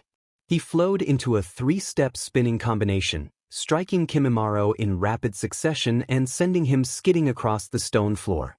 Kimimaro rose again, clearly battered but determined, his body shifting as he readied another bone weapon with his Dance of the Larch. Kimimaro acknowledged Naruto's speed but warned that speed alone would not win. Naruto smiled and closed in, unleashing a series of rapid kicks that pressed Kimimaro back. Their blows met with sparks as bone met technique. Using Dragon Catcher, Naruto slipped under Kimimaro's guard, hooked a leg around Kimimaro's neck, and flipped him into the air before slamming him down with force that cratered the arena floor and sent dust and debris flying. Kimimaro staggered to his feet, obviously weakened but still focused. He drove his hands into the ground and prepared his most powerful technique, Dance of the Seedling Fern, which erupted a forest of towering bone spikes from the arena floor. Naruto leaped and hovered above the field, gathering energy into his legs and unleashing a blue dragon's kick that took the form of a whirling blue dragon. The whirlwind collided with the bone forest and shattered the spires in a spectacular blast, sending shockwaves that cracked the stone walls. Standing among the ruined spikes, Kimimaro raised bone blades again, but the illness that had been wearing him down was catching up and slowing him. Naruto landed and, with respect in his tone, acknowledged that Kimimaro was strong but declared that the fight was over. Kimimaro prepared what might be his final assault, but Naruto vanished with his vanish technique and reappeared behind him. Naruto gathered chakra into a swift hand slash that cut through the air in a decisive arc. The strike struck Kimimaro with overwhelming force, and his deteriorating body could no longer hold. Kimimaro's bones retracted as he fell to his knees. He whispered that he had fought for Lord Orochimaru, and then he collapsed as the last of his strength left him. Naruto watched without gloating, the conflict ending in silence. Naruto stood over the fallen warrior with a calm, almost solemn expression. Without turning, Naruto ordered Kabuto to heal him, his voice echoing through the hollow chamber. Kabuto moved quickly, kneeling beside Kimimaro as his hands glowed with a soft green light while he performed a healing technique. Kimimaro's severe wounds began to close and his broken body slowly mended under Kabuto's skillful touch. Kimimaro opened his eyes and, voice weak but resolute, expressed that he wanted to die and that he had failed Lord Orochimaru. He lamented that if only he had been stronger or not bound by his body, he could have been Orochimaru's perfect vessel. Kabuto responded gently that Kimimaro had not failed Orochimaru and had done more for him than anyone else. Kabuto urged Kimimaro to find a new reason to live and added that Yugo would be sad if Kimimaro died. The mention of Yugo caused Kimimaro to tense, and for the first time in years a flicker of warmth stirred in his chest. He thought of the gentle giant who had always looked up to him and found peace in his presence, and a faint smile touched his lips despite his pain. He murmured that maybe he had something to live for. When Kabuto finished, he stood with a satisfied nod and told Kimimaro to rest and regain his strength for the journey ahead. Naruto watched the exchange with silent approval. He then faced the remaining members of Orochimaru's forces, the Sound Ninja, the test subjects, and the stragglers who had stayed behind, who watched with uncertainty and fear at the figure who had defeated Orochimaru. Naruto informed them that they were free to go but warned that he would hunt down anyone who caused trouble. To emphasize his point, Naruto released a surge of his divine power that washed over the room like a tidal wave.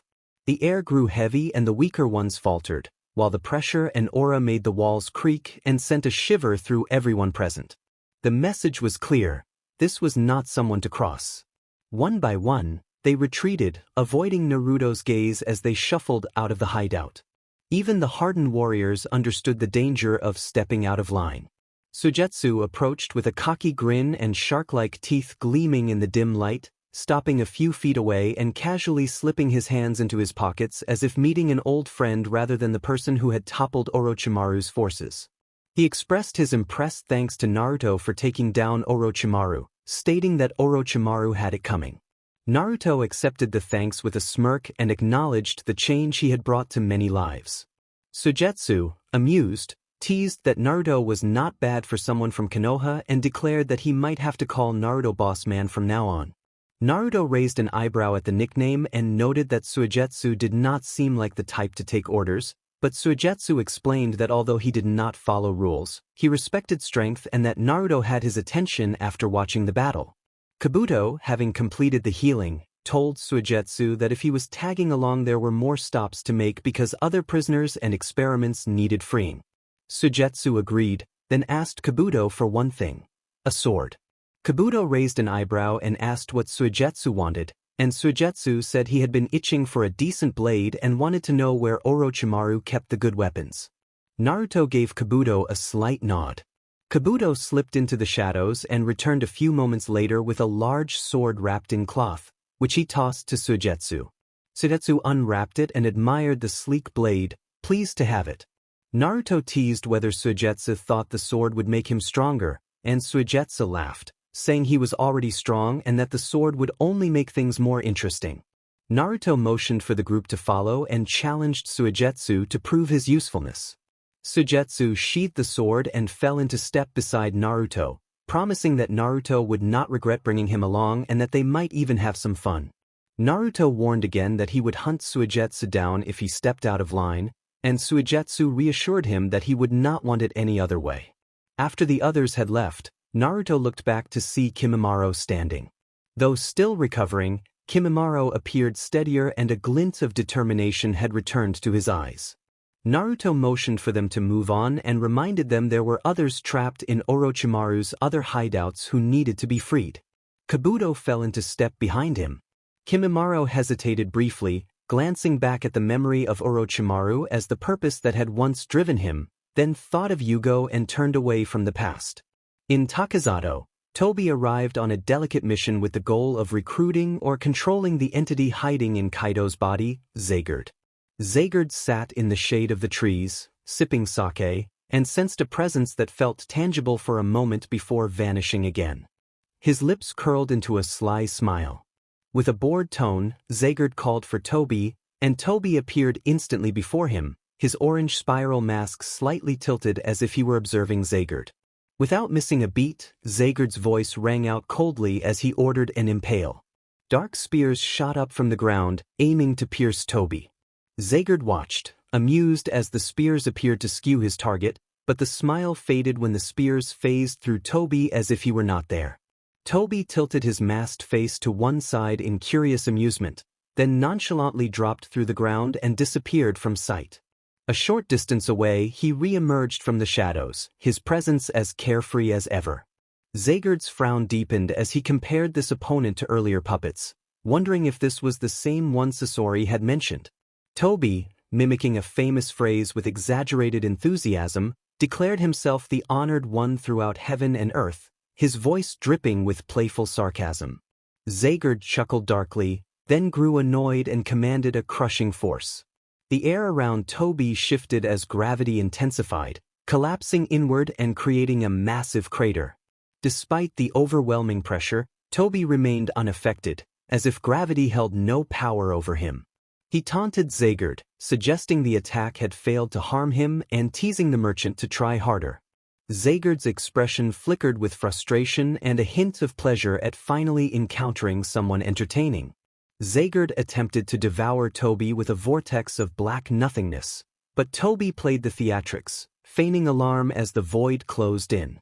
When the darkness seemed to fade, Xagard believed his attack had succeeded and began a malicious monologue about human weakness and power. From behind him, Tobi popped up a few feet away and mockingly asked if Xagard had missed him or if the void had eaten his brain. Xagard spun around, stunned to see the masked figure so near, and wondered if this masked fool was the god Sasori had spoken of. Their eyes locked. Tobi's Mangekyo Sharingan spun beneath his mask, and the world around Xagard shifted violently. The estate dissolved into a twisted, nightmarish landscape. Xagard found himself inside a dark version of his own mind, surrounded by shadows and restraining chains. In the center of that darkness, Kaito, the human vessel Xagard inhabited, was bound and struggling, a hollow reflection of the merchant's true state. Tobi's voice grew calm and deadly serious as he addressed the sight, telling Xagard that this hollow, parasitic existence would end and that Xagard would serve him now, with his power and existence belonging to Tobi. The pressure of the genjutsu tightened around Xagard's consciousness like an oppressive noose, locking him in place and forcing him to confront the truth of his parasitic state. Xagard's fury surged. He coldly muttered a nullify command, and the nightmarish landscape of the genjutsu shattered like fragile glass. The two returned to the real world as Xagard's demonic energy filled the air, oppressive and suffocating. Tobi phased through the ground and reappeared a safe distance away as Xagard's aura flared. Xagard declared he was done with games and spoke a command that reformed his true body. Kaido's form transformed into Xagard's demonic shape, and additional mouths opened on his chest and arms, each wearing a menacing grin. The aura of raw demonic power amplified, and the earth trembled beneath them. Xagard's smirk widened. He now had the ability to unleash multiple abilities at once, a terrifying prospect that caused a bead of sweat to appear under Tobi's mask. Tobi readied himself to phase through the ground again, but the truth of Xagard's command reverberated in his mind. The nullify had targeted intangibility. Xagard's command rendered Tobi's intangibility useless. His signature technique, the one that had kept him invulnerable for so long, no longer offered protection. Tobi kept his voice deceptively calm and insisted that Xagard had underestimated him. With his Mangekyo Sharingan spinning, he summoned several giant shuriken from his Kamui dimension and fired them with precise force. The weapons sliced through the air, but Zaygard merely chuckled and used a repel command. A shockwave erupted, deflecting the shuriken harmlessly away. Dark tendrils surged up from the ground at Zaygard's command, snapping toward Toby like the fangs of a hungry beast. Toby vanished in a blur of speed. The tendrils smashed into the ground where he had stood, leaving deep craters, but he had already reappeared behind Zaygard with a glowing Rasengan in his hand. He drove the Rasengan toward one of Zaygard's menacing mouths, the energy sphere humming with destructive intent. Before the Rasengan could have its effect, Zaygard's central mouth issued another nullify command, and the Rasengan dissipated instantly, its chakra scattering harmlessly as if it had never existed. Toby's eyes widened under his mask as he recalculated his options, and Zaygard sneered and dismissed him as pathetic. Zaygard accused Toby of relying too much on his tricks as he summoned a massive iron spear from the underworld, the weapon materializing in his hand in an instant. He moved the spear forward with monstrous strength, aiming to impale Toby before he could react. Toby barely managed to dodge as the spear slammed into the ground, splitting the earth and sending shockwaves that knocked down trees and hurled rubble through the air. Before he could regain his footing, Zaygard's 3 additional mouths roared in unison and unleashed a barrage of elemental assaults. A wave of flames, a lance of lightning, and a torrent of razor-sharp earth shards, each aimed with deadly precision. Toby's Sharingan spun wildly as he calculated escape routes. He slipped into and out of the Kamui dimension repeatedly, narrowly avoiding the onslaught, but Zaygard pushed him to his limits. No sooner had he evaded one attack than another followed, faster and more relentless. One of Zaygard's tendrils shot out with unnerving speed and caught Toby's ankle, lifting him into the air and slamming him into the ground. Toby grunted as the impact cracked the earth beneath him, but he managed to break the grip by teleporting high into the air. He warned Zaygard that he would not be taken so easily and began forming a series of hand seals for a counterattack. Toby executed a wood release cutting technique that sent spear-like wooden branches erupting from the ground toward Zaygard. One of the mouths invoked Nullify, and the wooden spears shattered into harmless splinters as the demon neutralized the attack. Zaygard taunted that Toby could not keep running and then commanded Devour, opening a swirling void in the ground intended to consume him. The darkness threatened to pull Toby in, but he activated Kamui and reappeared a safe distance away. The strain of repeatedly using his dimension technique was apparent. His chakra reserves were being drained rapidly, and Zaygard's constant use of Nullify prevented the usual hit-and-run tactics from being fully effective. Zaygard summoned a storm of blades, and hundreds of swords materialized in the air like a lethal rain aimed at Toby. Toby dashed and wove through the falling blades with precise timing, but even his skill could not prevent all contact. Several blades grazed him, opening wounds that slowed him, yet he pressed on, thinking through his options. Zaygard laughed and proclaimed that Toby could not win in that place he controlled.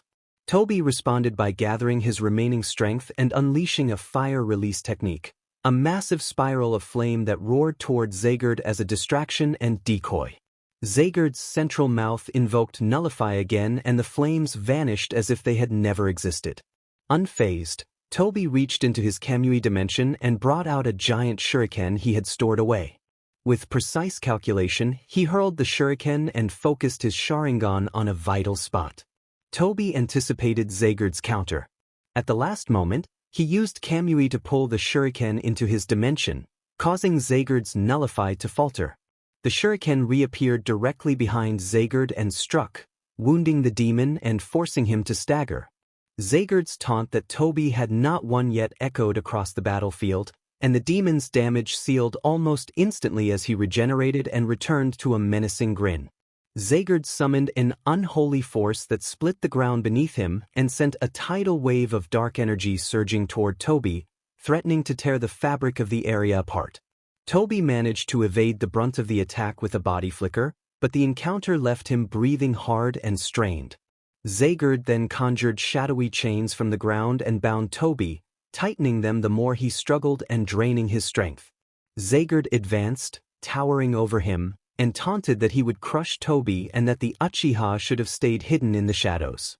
Another iron spear appeared in Zagard's hand, even larger than the first. He raised it high and brought it down with brutal force. Toby had only a split second to react. His Sharingan scanned possibilities, but the strike found its mark. The spear struck Toby and pinned him, leaving him gravely wounded and struggling as the world blurred around him. He fought to focus through the searing pain, determined even as his strength waned. His hand twitched, and for a moment it looked as if he had finally been defeated.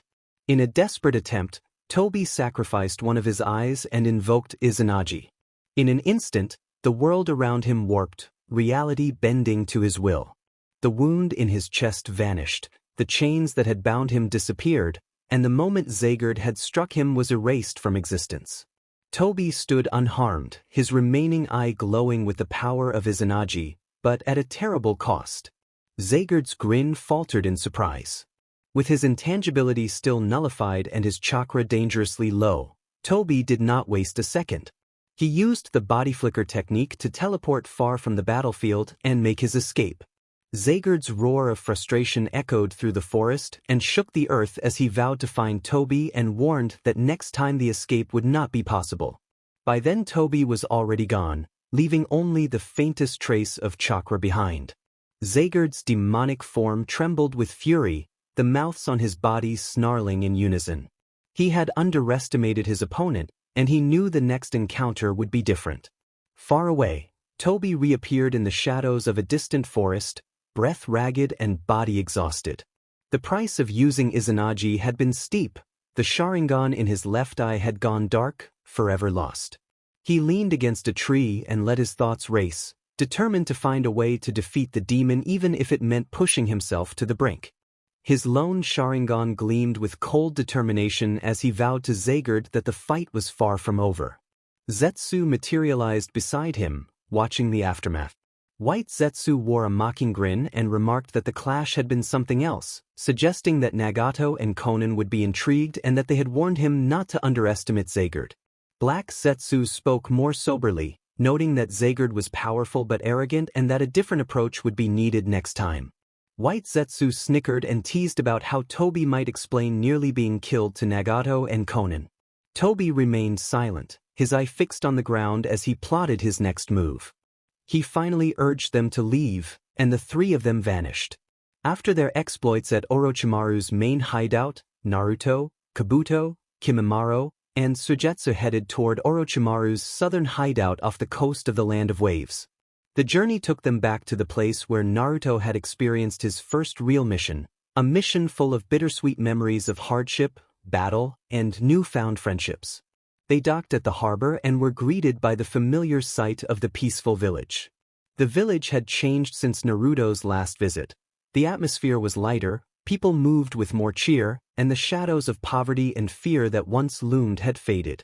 As Naruto walked through the streets, villagers offered warm smiles and waves. Many called out his name and expressed gratitude for what he had done. Small children ran up, eager to see the man they had heard stories about, the one who had helped free them from despair. Villagers bowed respectfully and thanked Naruto for everything he had done. Naruto felt embarrassed by the adulation and modestly explained that he had only been doing his job, rubbing the back of his head. Suigetsu smirked and teased that Naruto had become a legend in the area, though his tone carried an underlying respect. Naruto chuckled and conceded that perhaps he had. They soon reached Tizuna's house and found the bridge builder and his grandson Inari fishing by the river. The peaceful sight warmed Naruto's heart. Inari no longer appeared frightened and helpless. Inari dropped his fishing rod and sprinted toward Naruto, calling him Big Brother and leaping into his arms. Naruto caught him effortlessly and ruffled his hair, pleased to have kept his promise. Inari looked up with shining eyes and expressed how certain he had been that Naruto would return. Tsunami arrived carrying a tray with lunch for Tizuna and Inari and greeted Naruto warmly, apologizing that they had not expected visitors. Tizuna approached with a pleased grin and remarked that the boy who had saved their village had grown. Naruto returned their greetings with a respectful nod and said he was glad to see them all doing well. They shared a quiet moment by the river, the hardships of the past feeling like distant memories. Suigetsu, observing the scene with confusion, asked Kabuto who the family was. Kabuto adjusted his glasses and explained that Tazuna was a bridge builder and that this family had been helped by Naruto during an early mission. The village had once been oppressed by a tyrant named Gato, and Naruto had played a significant role in their liberation. Suigetsu shrugged, still unimpressed. Kimimaro watched silently, his thoughts elsewhere, noting the contrast between Naruto's carefree demeanor here and the powerful fighter he had faced days before. After chatting for a while, Naruto suggested to his companions that they go and grab something to eat. The group moved toward the house to rest before continuing their journey, looking forward to Tsunami's cooking. After a heartfelt lunch with Tazuna's family, Naruto stood by the door and looked out at the peaceful village. He smiled softly, appreciating the tranquility for a moment longer before turning back to his friends. Naruto told them it was time to go, his voice tinged with nostalgia, and he gave a final wave to Tazuna, Tsunami, and Inari, who stood in the doorway with warm smiles. Tazuna called out his gratitude and told Naruto he was always welcome. Inari beamed and urged Naruto to come back soon, calling him older brother. Naruto returned their gestures with a thumbs up, then led Kabuto, Kimimaro, and Suigetsu through the village, though his thoughts drifted toward another destination. Naruto muttered that their next stop was Zabuza and Haku. The walk to the graves was quiet, the only sounds the soft rustling of leaves and the occasional whisper of wind. As they neared the spot, Suigetsu's gaze sharpened and his eyes widened when he spotted something familiar. Before them stood the massive executioner's blade. Planted firmly into the earth, marking the final resting place of the demon of the mist and his loyal companion, Haku. Suigetsu demanded to know why his senior's sword was being used as a gravestone, confusion and indignation written across his face. Kabuto, composed as ever, adjusted his glasses and explained matter-of-factly that Zabuza and Haku both lay beneath the earth, together in death as they had been in life. Naruto narrowed his eyes slightly at Kabuto, suspecting that Kabuto often knew more than he let on. Suigetsu ignored the subtleties and strode forward with purpose, grinning almost reverently as he placed a hand on the hilt of the executioner's blade. He addressed Zabuza as if the fallen swordsman were present and declared his intention to wield the blade and use it to its full potential. Naruto felt conflicted. He respected Zabuza for what the man had been in those final moments of battle years ago, and the idea of someone else wielding his blade felt wrong. Before he could speak, a deep, familiar voice cut through the air. The group turned and saw, shimmering in pale light, the spirit forms of Zabuza Momochi and Haku, slightly translucent but unmistakable. Zabuza fixed his piercing gaze on Suigetsu, arms crossed and a smirk on his face, and said that the blade was Suigetsu's now and that a weapon was only a tool, how it was used mattered more. Suigetsu thanked Zabuza and vowed not to let him down. Haku, standing beside Zabuza with a serene smile, turned his gentle gaze to Naruto and expressed gratitude for having met him, acknowledging that Naruto had shown people could change, even Zabuza. Naruto felt a lump in his throat as memories flashed through his mind and solemnly promised that he would not forget them. Zabuza grunted, his harsh voice softer than usual, and advised Naruto not to change and not to die anytime soon, calling Naruto one of the few who understood what it meant to fight for something real. Naruto clenched his fists, his heart heavy yet full of respect, and promised he would not change. As Zabuza's and Haku's spirits began to fade, Suigetsu stepped forward with unexpected seriousness and asked Zabuza that if he saw his brother, would he pass along a message. Suigetsu would obtain all 7 swords, surpass his brother, and become the strongest of the 7 swordsmen. Zabuza chuckled and told him he would pass the message along if he ran into Mangetsu. With that, Zabuza and Haku's spirits disappeared, leaving only the wind and the rustling leaves. The group stood in silence for a moment longer and paid their respects to the fallen warriors.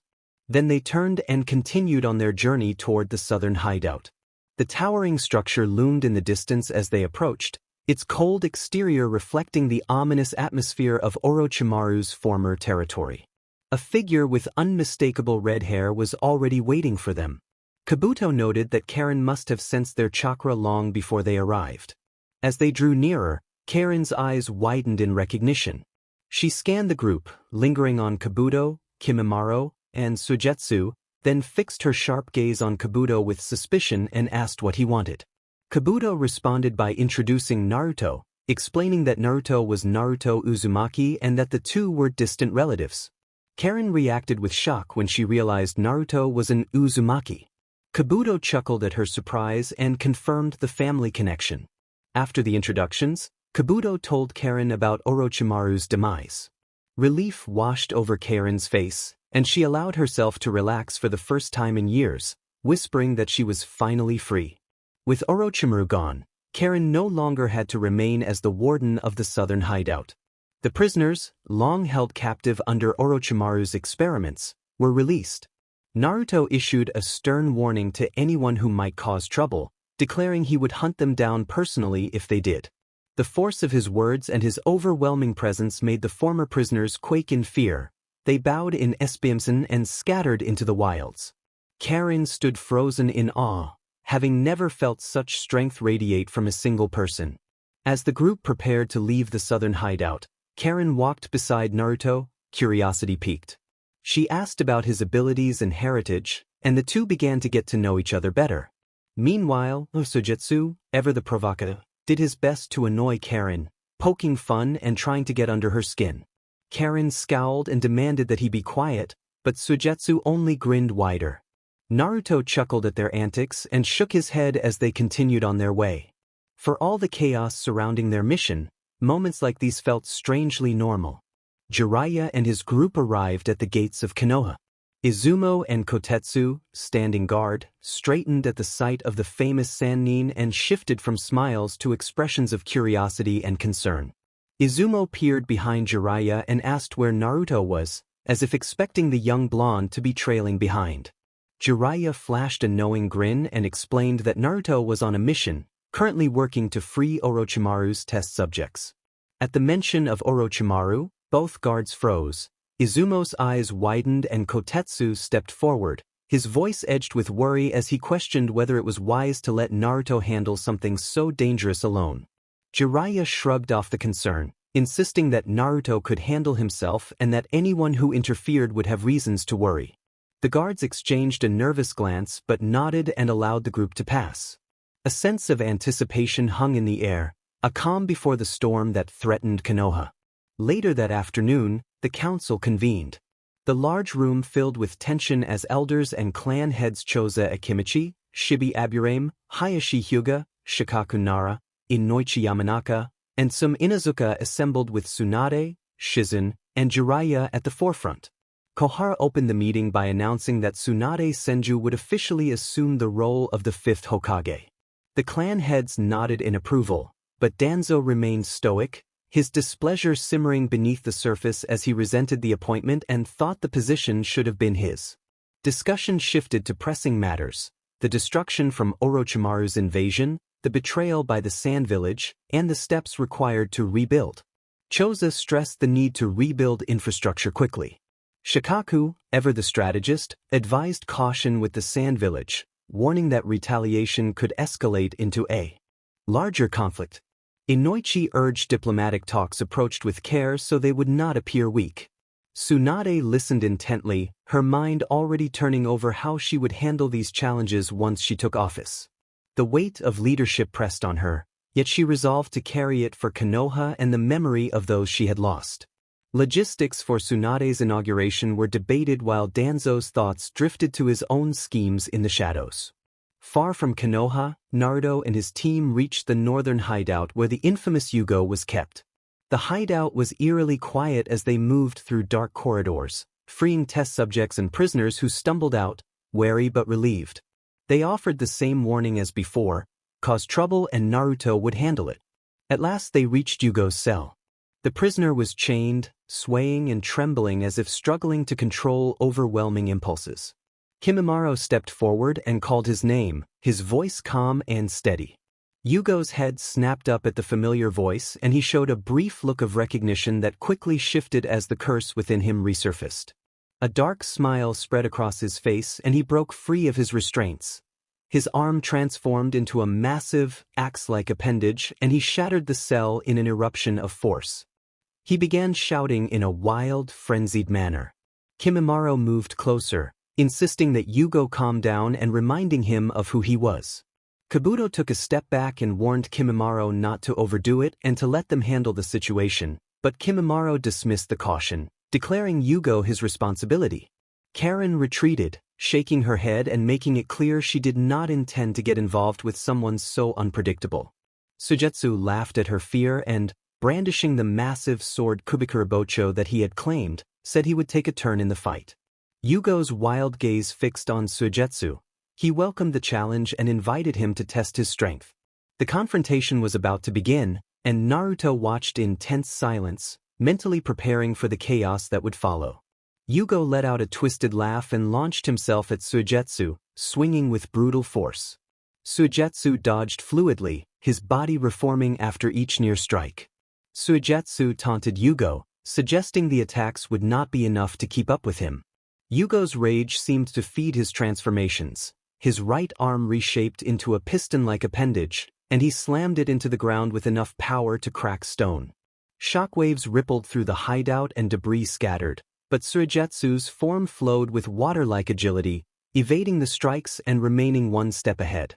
Kimimaro clenched his fists and urged Yugo to calm down, but Yugo's transformations continued as his aggression took over and he shouted a single harrowing word, "Kill." Sujetsu braced himself and resolved that if Yugo would not settle, he would have to subdue him. He raised Zabuza's blade and brought it down with full force. Yugo's enhanced speed allowed him to block the blade with his transformed arm, the sound of metal striking altered tissue echoing through the room, and his immense strength made him a formidable opponent. Yugo's piston arm drove forward and struck Sujetsu. Sujetsu's form dispersed into a spray of water, scattering across the floor before reforming behind Yugo. He grinned and reminded everyone of his water-based form, saying they could not hit what took no solid shape. Yugo paid little mind to the banter and launched another assault. With a roar of rage, Yugo's body transformed further. He rushed at Sujetsu with terrifying speed, swinging both mutated limbs in rapid succession, but Sujetsu remained unaffected by the attacks. Yugo snarled, eyes wild, and his hand extended into a massive blade-like appendage aimed to strike Sujetsu down. Sujetsu moved faster than he appeared capable, parrying the attack with Zabuza's blade. The force of their clash sent a gust of wind through the hideout, shaking the walls. Kimimaro watched with a strained expression and pleaded with Yugo to stop the madness. Yugo answered with a harsh laugh and swung his axe arm down again. Sujetsu barely managed to parry the blow with Zabuza's sword, the impact traveling up his arms as he struggled to hold his ground. He admitted that Yugo was incredibly strong but insisted he would not go down easily. Yugo's arms shifted into massive cannon-like forms and he unleashed a barrage that tore through the hideout. Sujetsu leaped into the air, dodging the blasts, but the force of the explosion sent him tumbling, slamming into the far wall. He pulled himself up, showing the strain but grinning nonetheless, and met Yugo's relentless attacks head-on. The two clashed again and again. Despite Sujetsu's water-based abilities, Yugo's overwhelming strength and unpredictability kept him on the defensive. Yugo lunged, his body contorting as he aimed a devastating punch at Sujetsu's chest. Sujetsu barely dodged as a gust of wind rushed past him. He countered with a powerful slash of Zabuza's blade aimed at Yugo's torso, but the berserker's mutated arm blocked the strike, the blade only managing a brief connection. Kabuto watched the battle unfold and noted that Yugo's strength was extraordinary and that Sujetsu could not keep this up much longer. Karen shook her head in horror and warned that there was no reasoning with Yugo when he was like this and that he would kill Sujetsu if they did not intervene. Kimimaro took a step forward and stated calmly that he would stop Yugo. Before Kimimaro could move, Naruto, who had been silent until then, stepped in and told them to let him handle it. Sujetsu glanced at Naruto, questioning whether he was sure about facing someone so dangerous. Naruto smirked with mischief, his blue eyes glinting with confidence. He believed he knew exactly how this would go down and that Yugo's berserk fury would meet a force beyond what he expected. Yugo snarled, his body trembling with violent energy as his mutated arms pulsed and shifted into jagged blades. He growled that he would tear Naruto apart. Naruto's grin widened and he moved without warning, vanishing in a gust of wind. Yugo's eyes widened as he frantically searched for him, and Naruto reappeared behind Yugo, delivering a spinning top kick to the side of his head. The impact sent Yugo stumbling forward, his large frame struggling to regain balance. Yugo roared and swung wildly, but Naruto had already vanished and reappeared in front of him, delivering a swift rising kick into Yugo's torso. The kick landed with a thunderous crack and forced Yugo back several steps, the force enough to shake the ground beneath him. Naruto taunted Yugo with a playful challenge, daring him to show more. Yugo answered with an animalistic roar, his arm morphing again as he fired a barrage of energy blasts into the air, each one potent enough to level a structure. Naruto moved with superhuman speed, weaving between the blasts and appearing directly in front of Yugo with his fist raised. He used a heavy close-range technique, driving his fist into Yugo's chest with crushing force and following with a precise rising kick to the jaw. The combination hurled Yugo back into the stone walls of the hideout, leaving cracks and throwing him off balance. Yugo groaned and twitched from the impact, but his rage did not subside. He rose slowly, eyes burning with fury, and his body shifted once more as multiple booster-like appendages formed. He unleashed a relentless barrage of energy, a storm of destructive force that seemed to set the air alight. Naruto held his ground, calm and steady, and prepared to respond. He moved at the last moment, his legs snapping forward with blinding speed in a technique he called the Proto-Dragon Kick. The kick collided with the incoming barrage, the force sending a shockwave through the hideout. The blasts shattered against the strength of the strike and dissipated one by one until the final wave was obliterated as Naruto's kick struck the ground, creating a crater beneath him. Yugo staggered back, his body trembling as the anger in his eyes flickered and was replaced by shock and disbelief. Naruto lowered his leg with a smirk and made it clear that he had gone easy on Yugo and that continuing the battle would only bring more harm. Panting heavily, Yugo fell to his knees as his body reverted to its normal form. The madness that had consumed him receded, replaced by a deep sense of awe. Yugo muttered that he had lost. Naruto stepped forward, offered a hand to the defeated berserker, and told him that he did not have to be a monster, reminding him that there were people who cared about him, like Kimimaro. Naruto urged Yugo to accept help. Yugo looked up at Naruto with uncertainty, then hesitantly reached out and took Naruto's hand, expressing that he did not want to hurt anyone anymore. Naruto smiled warmly and pulled Yugo to his feet, promising that they would make sure it never happened again. With the battle over, the tension in the hideout finally dissipated. Kabuto, Suigetsu, Kimimaro, and Karen watched as Naruto and Yugo stood together, the conflict between them resolved for now. Though the scars of battle remained, it was clear that Yugo had found a new path and would not have to face his demons alone. As they prepared to leave the hideout, Suigetsu grumbled and rubbed the side of his face, saying that he had almost had Yugo before Naruto had intervened. Naruto chuckled and brushed the remark off, teasing Suigetsu in a way that made it clear he did not take the complaint seriously. Naruto and his companions pressed on with their journey, the path ahead shrouded in both uncertainty and danger. In the council chambers of Konoha, the air was thick with tension as Baki of Sunagakure stood before the elders, Tsunade, and the assembled clan heads. He bowed deeply and solemnly explained that Sunagakure had been facing severe financial difficulties. Baki said the Wind Daimyo had begun outsourcing missions to Konohagakure to reduce costs, finding it more affordable than relying on their own shinobi, and that this decision had deprived the village of crucial funds needed to maintain its strength. A heavy silence settled over the room as Baki continued, acknowledging that Sunagakure had resorted to desperate measures trading gold and developing new jutsu but that none of it had been enough to keep the village afloat. Out of sheer desperation, he admitted, Sunagakure had turned to an alliance with Otogakure, believing it to be their only means of survival. Tsunade's stern gaze softened slightly, though disappointment lingered. Sum stood with arms crossed, her face a mix of reproach and careful contemplation. Shikaku nodded slowly as if weighing the impossible situation Sunagakure had found itself in. Hayashi's expression remained sharp but not without empathy, showing his understanding of the delicate balance between necessity and loyalty. Baki expressed deep regret for the damage their actions had caused, the lives lost, and the trust broken, and offered Tsunagekyur's apologies. He emphasized that their actions were born of desperation but did not excuse the betrayal of their allies. Danzo responded with a cold warning, stating that such mistakes could not be forgiven easily, that betrayal and weakness were fatal in war. Koharu pointed out Konoha's own past mistakes and recalled that Konoha had once trusted Yuzushio, which was now destroyed because no help had arrived. Her words reminded everyone of painful losses. After a pause, Koharu adopted a more measured tone and explained that, while Tsunagekyur's betrayal was inexcusable, the council would overlook it conditional on reparations.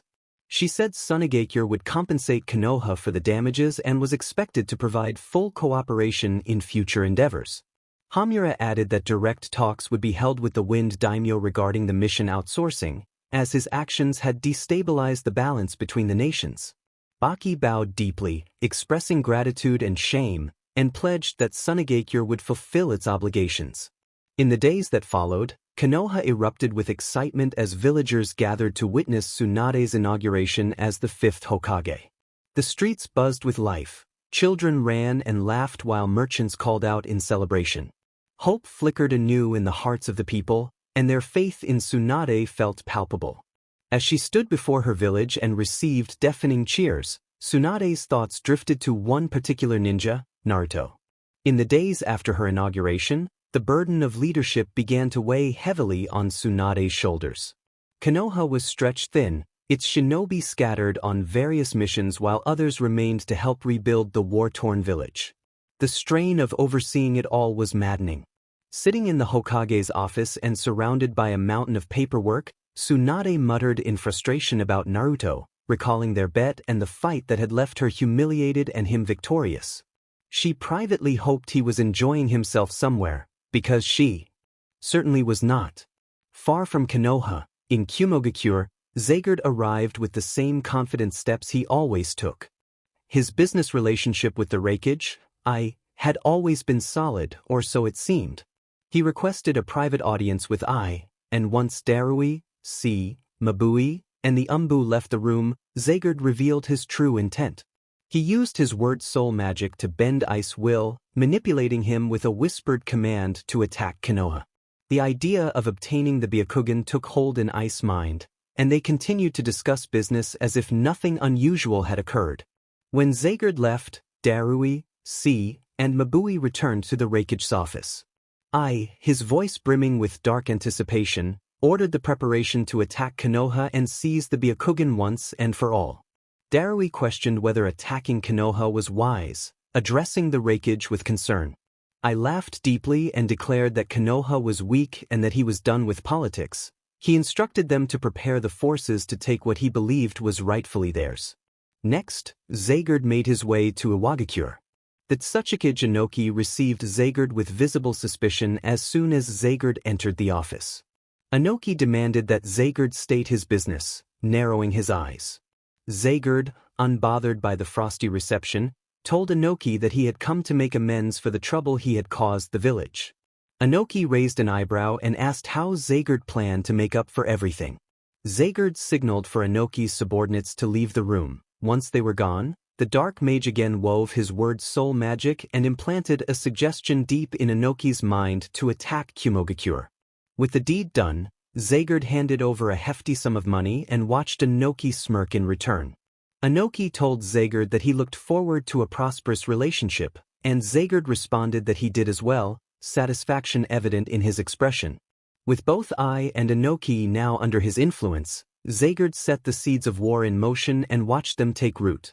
Chapter 18, A World in Flames. The journey had been grueling but righteous. 4 weeks, Naruto and his unlikely companions, the redeemed strategist Kabuto, the stoic guardian Kimimaro, the brash swordsman Suigetsu, the fiery censor Karen, and the conflicted sage Yugo moved like ghosts across the continent, traveling from one forgotten corner of the map to another and dismantling the remnants of Orochimaru's network of suffering. They became a whirlwind of liberation. At the Iron Hideout, they freed dozens of prisoners who had been subjected to cruel experiments with metallic alloys. In the mountain pass den they found subjects forcibly fused with animal DNA. With each hideout they cleared, Naruto's reputation grew among the outcasts, and the team's strange, chaotic synergy solidified.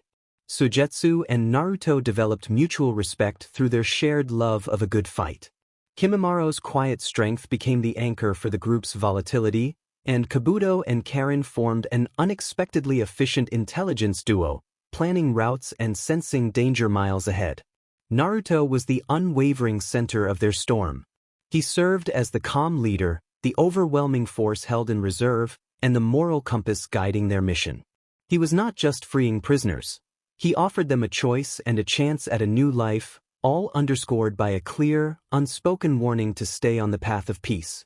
But while they cleansed the world's hidden corners, the world itself began to burn. Konoha, the gates of war. The first sign of trouble was a tremor, a distant rumble that shook the foundations of the newly repaired village walls. Alarms soon followed, a frantic wail that echoed through Konoha. Tsunade, the fifth Hokage, was in her office buried under paperwork when an ANBU operative burst through the door and reported that they were under attack and that a large force from Kimogakure had reached the northern gate.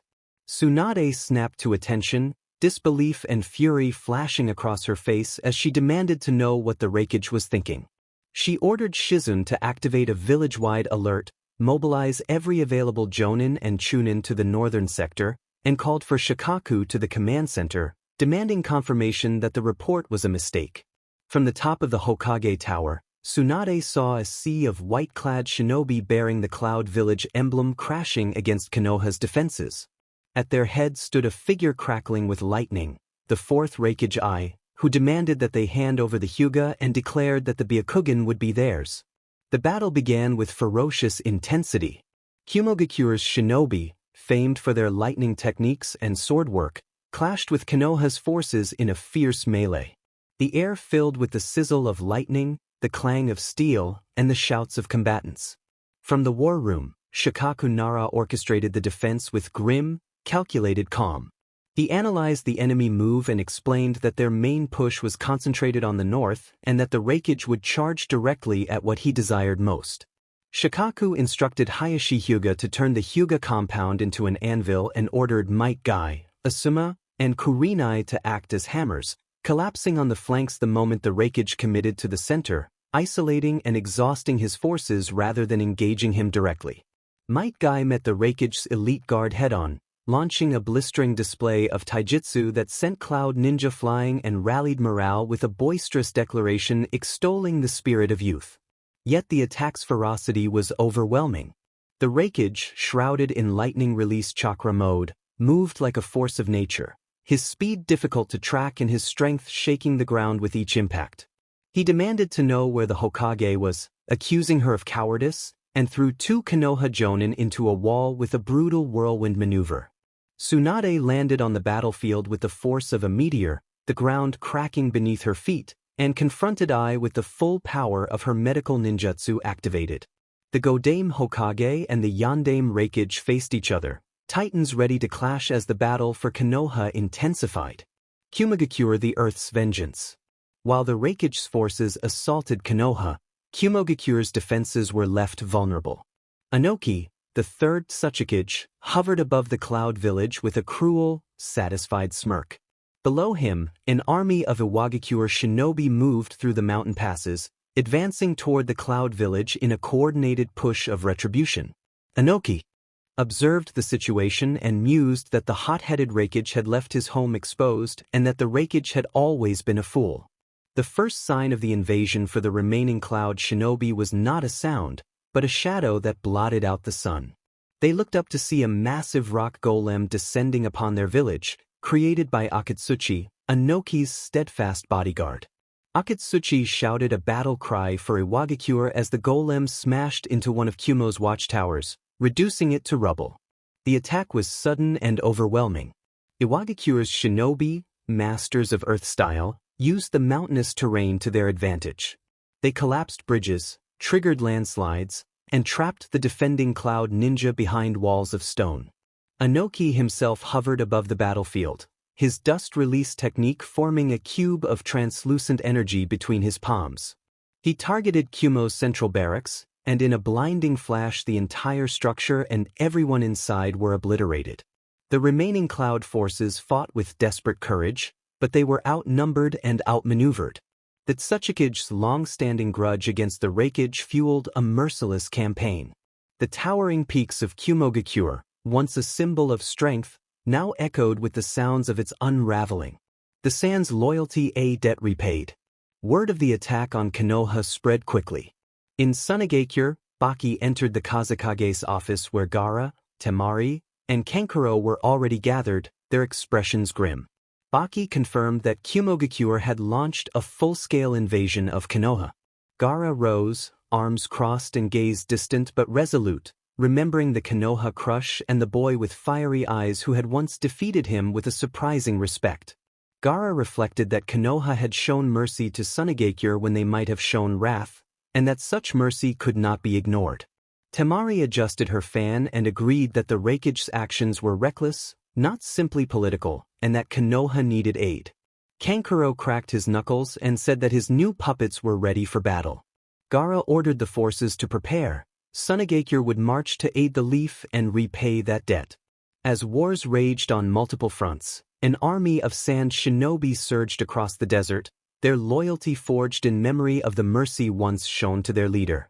A chaotic, three-sided conflict threatened to consume the continent in storms of fire, lightning, and earth. The one person who might stop it all was miles away and unaware that the world he had fought to protect was tearing itself apart. Chapter 19. The Thunderous Roar of a Dying Cloud. The heart of Kumogakure had become a symphony of destruction. Anoki's dust release reduced entire districts to ruin with casual ease. Below, streets were a maelstrom of earth and steel as Kuratsuchi's lava traps and Akatsuchi's stone golems dismantled the village's defenses. The remaining Cloud shinobi fought desperately, their lightning-infused swords clashed against walls of unyielding rock, and for every IWA ninja struck down another rose from the earth to take their place. Hope felt fragile amid the chaos. In the deepest, most secure bunker beneath the Reikage's tower, the tremors felt immense. Yujito Ni, the Jinchuriki of the Two Tails, Matatabi, sat with her eyes closed and fingers steepled, sensing the vibrations in the stone and in her spirit. She felt the lives of her comrades ebbing away and thought that this was a foolish way to die. A different kind of tremor, a rhythmic bass, echoed down the corridor. Killer B, the Jinchuriki of the Eight Tails, Gyuki, appeared in the doorway, his 8 swords glinting. The usual playful bravado was gone, replaced by a thunderous, cold fury. B warned Yujito that the old man would massacre them. Yujito opened her eyes, pupils slit like a cat's, and acknowledged that she could feel the village's life fading. B gripped his swords and declared that they would go out and remind the attackers what a real storm looked like. Yujito added that the Tsuchikage was not alone. She sensed 2 other monstrously powerful chakra signatures that felt familiar. B recognized them as Rashi and Han and noted that IWA had brought their own beasts to the fight. He accepted that it was time to begin. The central plaza of Kumogakure had become a chaotic battlefield. Han, the Jinchuriki of the Five Tails, moved with unstoppable momentum, his boil release venting jets of scorching steam from his armor that overwhelmed any Cloud ninja who got too close. A single powerful kick sent a group of defenders flying into nearby structures. From a rooftop, Rashi, the Jinchuriki of the Four Tails, formed a hand sign and unleashed a torrent of molten rock that surged down the street and solidified into a rolling wave that consumed everything in its path. As that wave threatened a group of cornered Chunin, a blur of blue-black chakra met it and halted its advance. Yujito Ni landed in the plaza, her form already wreathed in the Two Tails' flickering aura. Her nails had grown into sharp claws and her teeth had taken on a predatory edge as she prepared to fight. Rashi narrowed his eyes beneath his headband and acknowledged Yujito, noting that it had been a while since they had last crossed paths. Han noted that B was as fiery as ever. Before Han could act further, a whirlwind of blades descended from the sky. B spun like a top and struck into a squad of IW Jonin, his 7 swords a maelstrom of flashing steel. In a blur of motion he twisted and contorted, his blades tracing impossible arcs. One Jonin tried to form a hand sign, but a blade pinned his hand to the wall. Another lunged and found his kunai parried by a blade held in B's armpit while a sword held in B's mouth struck his chest, leaving him unable to continue. Within seconds the entire squad had been disarmed or incapacitated. B straightened and threw out his trademark bravado, announcing that the eighth wonder, the Jinchuriki power, Killer B had arrived to bring the thunder and taunting his enemies with crude insults. Han, the steam-powered juggernaut, turned his focus to B and warned that B's brother was not there to protect him. He vented a massive cloud of steam, accelerated like a runaway train, and charged. B declared he did not need his brother and met Han's charge head-on. Han's boil release-enhanced fist met one of B's lightning-infused blades in a clash that sent a shockwave through the plaza, shattering windows and kicking up dust. The battle for Kumogakure quickly became a clash of titans. Yujiro moved like a ribbon of blue flame toward Rashi, launching a rapid flurry of attacks in a technique she called Cat Claw. Her hands blurred, sending waves of blue fireballs at the older Jinchuriki. Rashi countered by raising a massive wall of earth. The fireballs exploded harmlessly against it. Rashi taunted that she was fast but predictable, then slammed his hands on the ground. A surge of molten rock raced toward Yujito. She leaped and twisted in midair to avoid it, but Rashi had anticipated her movement. From the molten surge a massive ape of lava and avatar of Four Tails chakra erupted and swiped at her. Yujito could not dodge in time. Before the lava construct could land its strike, a massive arm wrapped in octopus-like tentacles shot past and struck the ape, causing it to crumble and disperse into glowing fragments. B landed beside Yujito as one of his 8 tails chakra arms dissipated and warned her to watch her back. Yujito bristled that she had it handled, and B shot a retort. Their bickering interrupted when Han crashed toward them, his body glowing red-hot from boil release. Han declared there would be no more games and moved faster than B could track. A fist slammed into B's midsection, sending him skidding across the plaza and through a solid stone wall. Han pivoted to face Yujito, but she was ready. She slipped into a partial-tailed beast state, her body coated in the dense, blue-black chakra of Matatabi, forming a 2-tailed cat avatar. She met Han's blow with a clawed swipe that sounded like a thunderclap. The ground fractured and spiderwebbed outward. Han's brute force met the feral power of the 2 tails and the battle intensified. High above, Anoki observed with a critical eye and judged the Kumo Jinchuriki to be formidable. He decided it was time to end the fight and began forming a cube of dust release between his hands, taking Yujito as his target. As the cube took shape, a massive, ink-black tentacle erupted from the rubble and wrapped around Anoki, squeezing tightly. Killer B, now in full-tailed beast mode, a colossal, horned octopusox hybrid had emerged and seized the Tsuchikage in a massive tentacle. B's beast voice boomed, layered with his own, declaring that he would not be left alone. Anoki struggled to form his jutsu, bewildered and surprised by the sudden turn.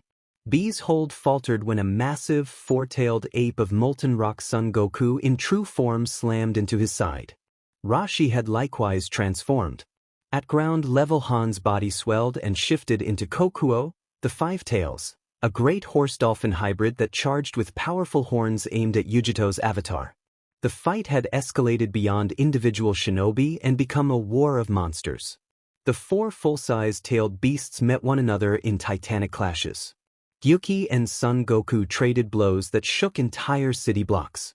Kokuo collided with Matatabi's avatar, and their impact sent a shockwave that fractured the surrounding mountain range. Anoki, freed, rose higher and prepared a larger dust release prism, a shimmering cube of raw annihilation aimed at the center of the brawl.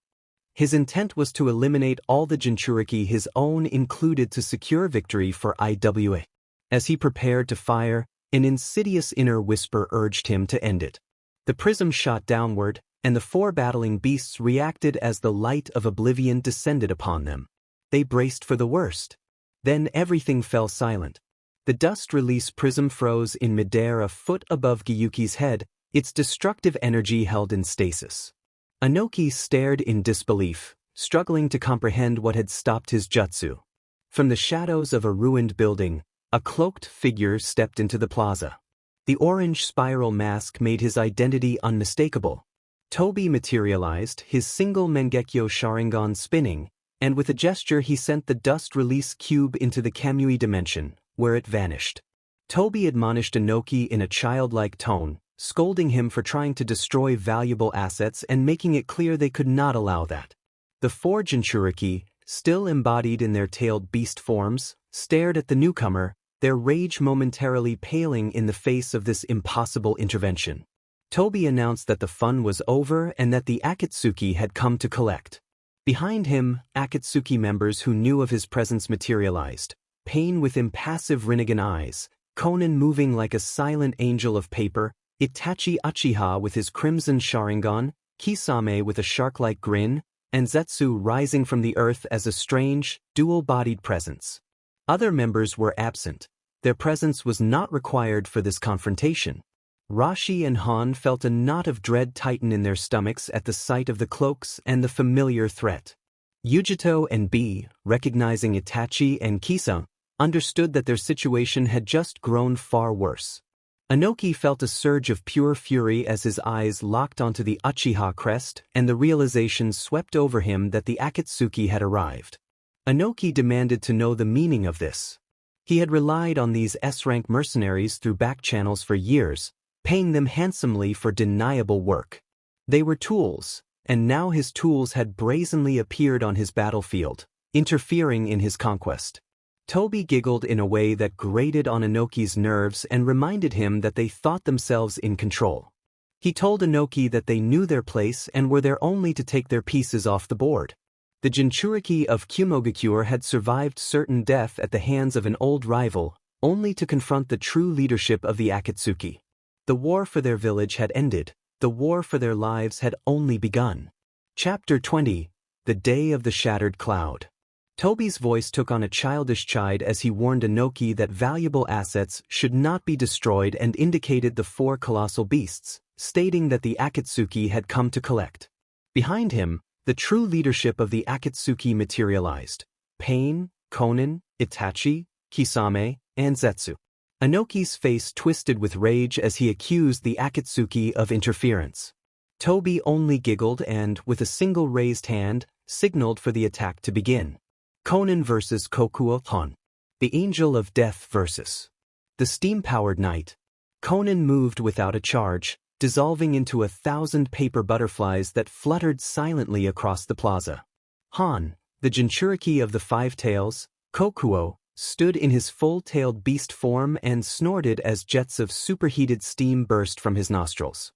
He dismissed the paper as a mockery and prepared to use his overwhelming force. When he took a powerful step forward, the plaza gave way. The surface was a thin paper veneer that collapsed to reveal an impossibly deep chasm. Han plunged into the opening, using his boil release to slow his descent, hovering amid a swirling sea of paper sheets. Han bellowed that a simple pitfall could not hold him, and Konan, appearing at the chasm's edge with an impassive expression, described the trap as his grave. The papers around him began to move in a relentless, razor-like torrent.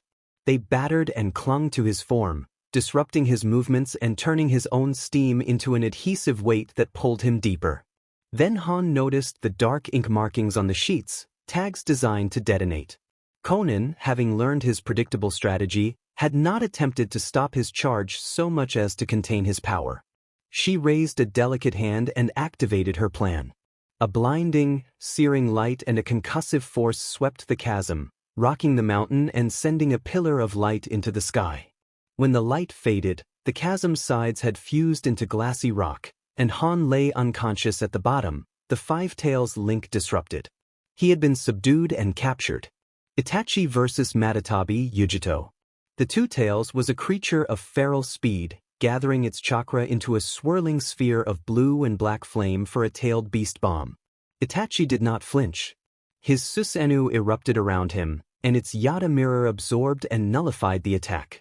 Matatabi charged with claws of hellfire, moving like a phantom of rage, but Itachi's Sharingan tracked every motion. He met Matatabi's fury with Tsukuyami, ensnaring both woman and beast in a genjutsu that forced them through visions of ancient capture and personal failure. The psychological pressure overwhelmed them. In the real world, only a moment had passed. The great blue cat faltered and then dissolved back into the unconscious form of Yujito Ni, smoke dissipating from the air around her. Yujito had been subdued and captured.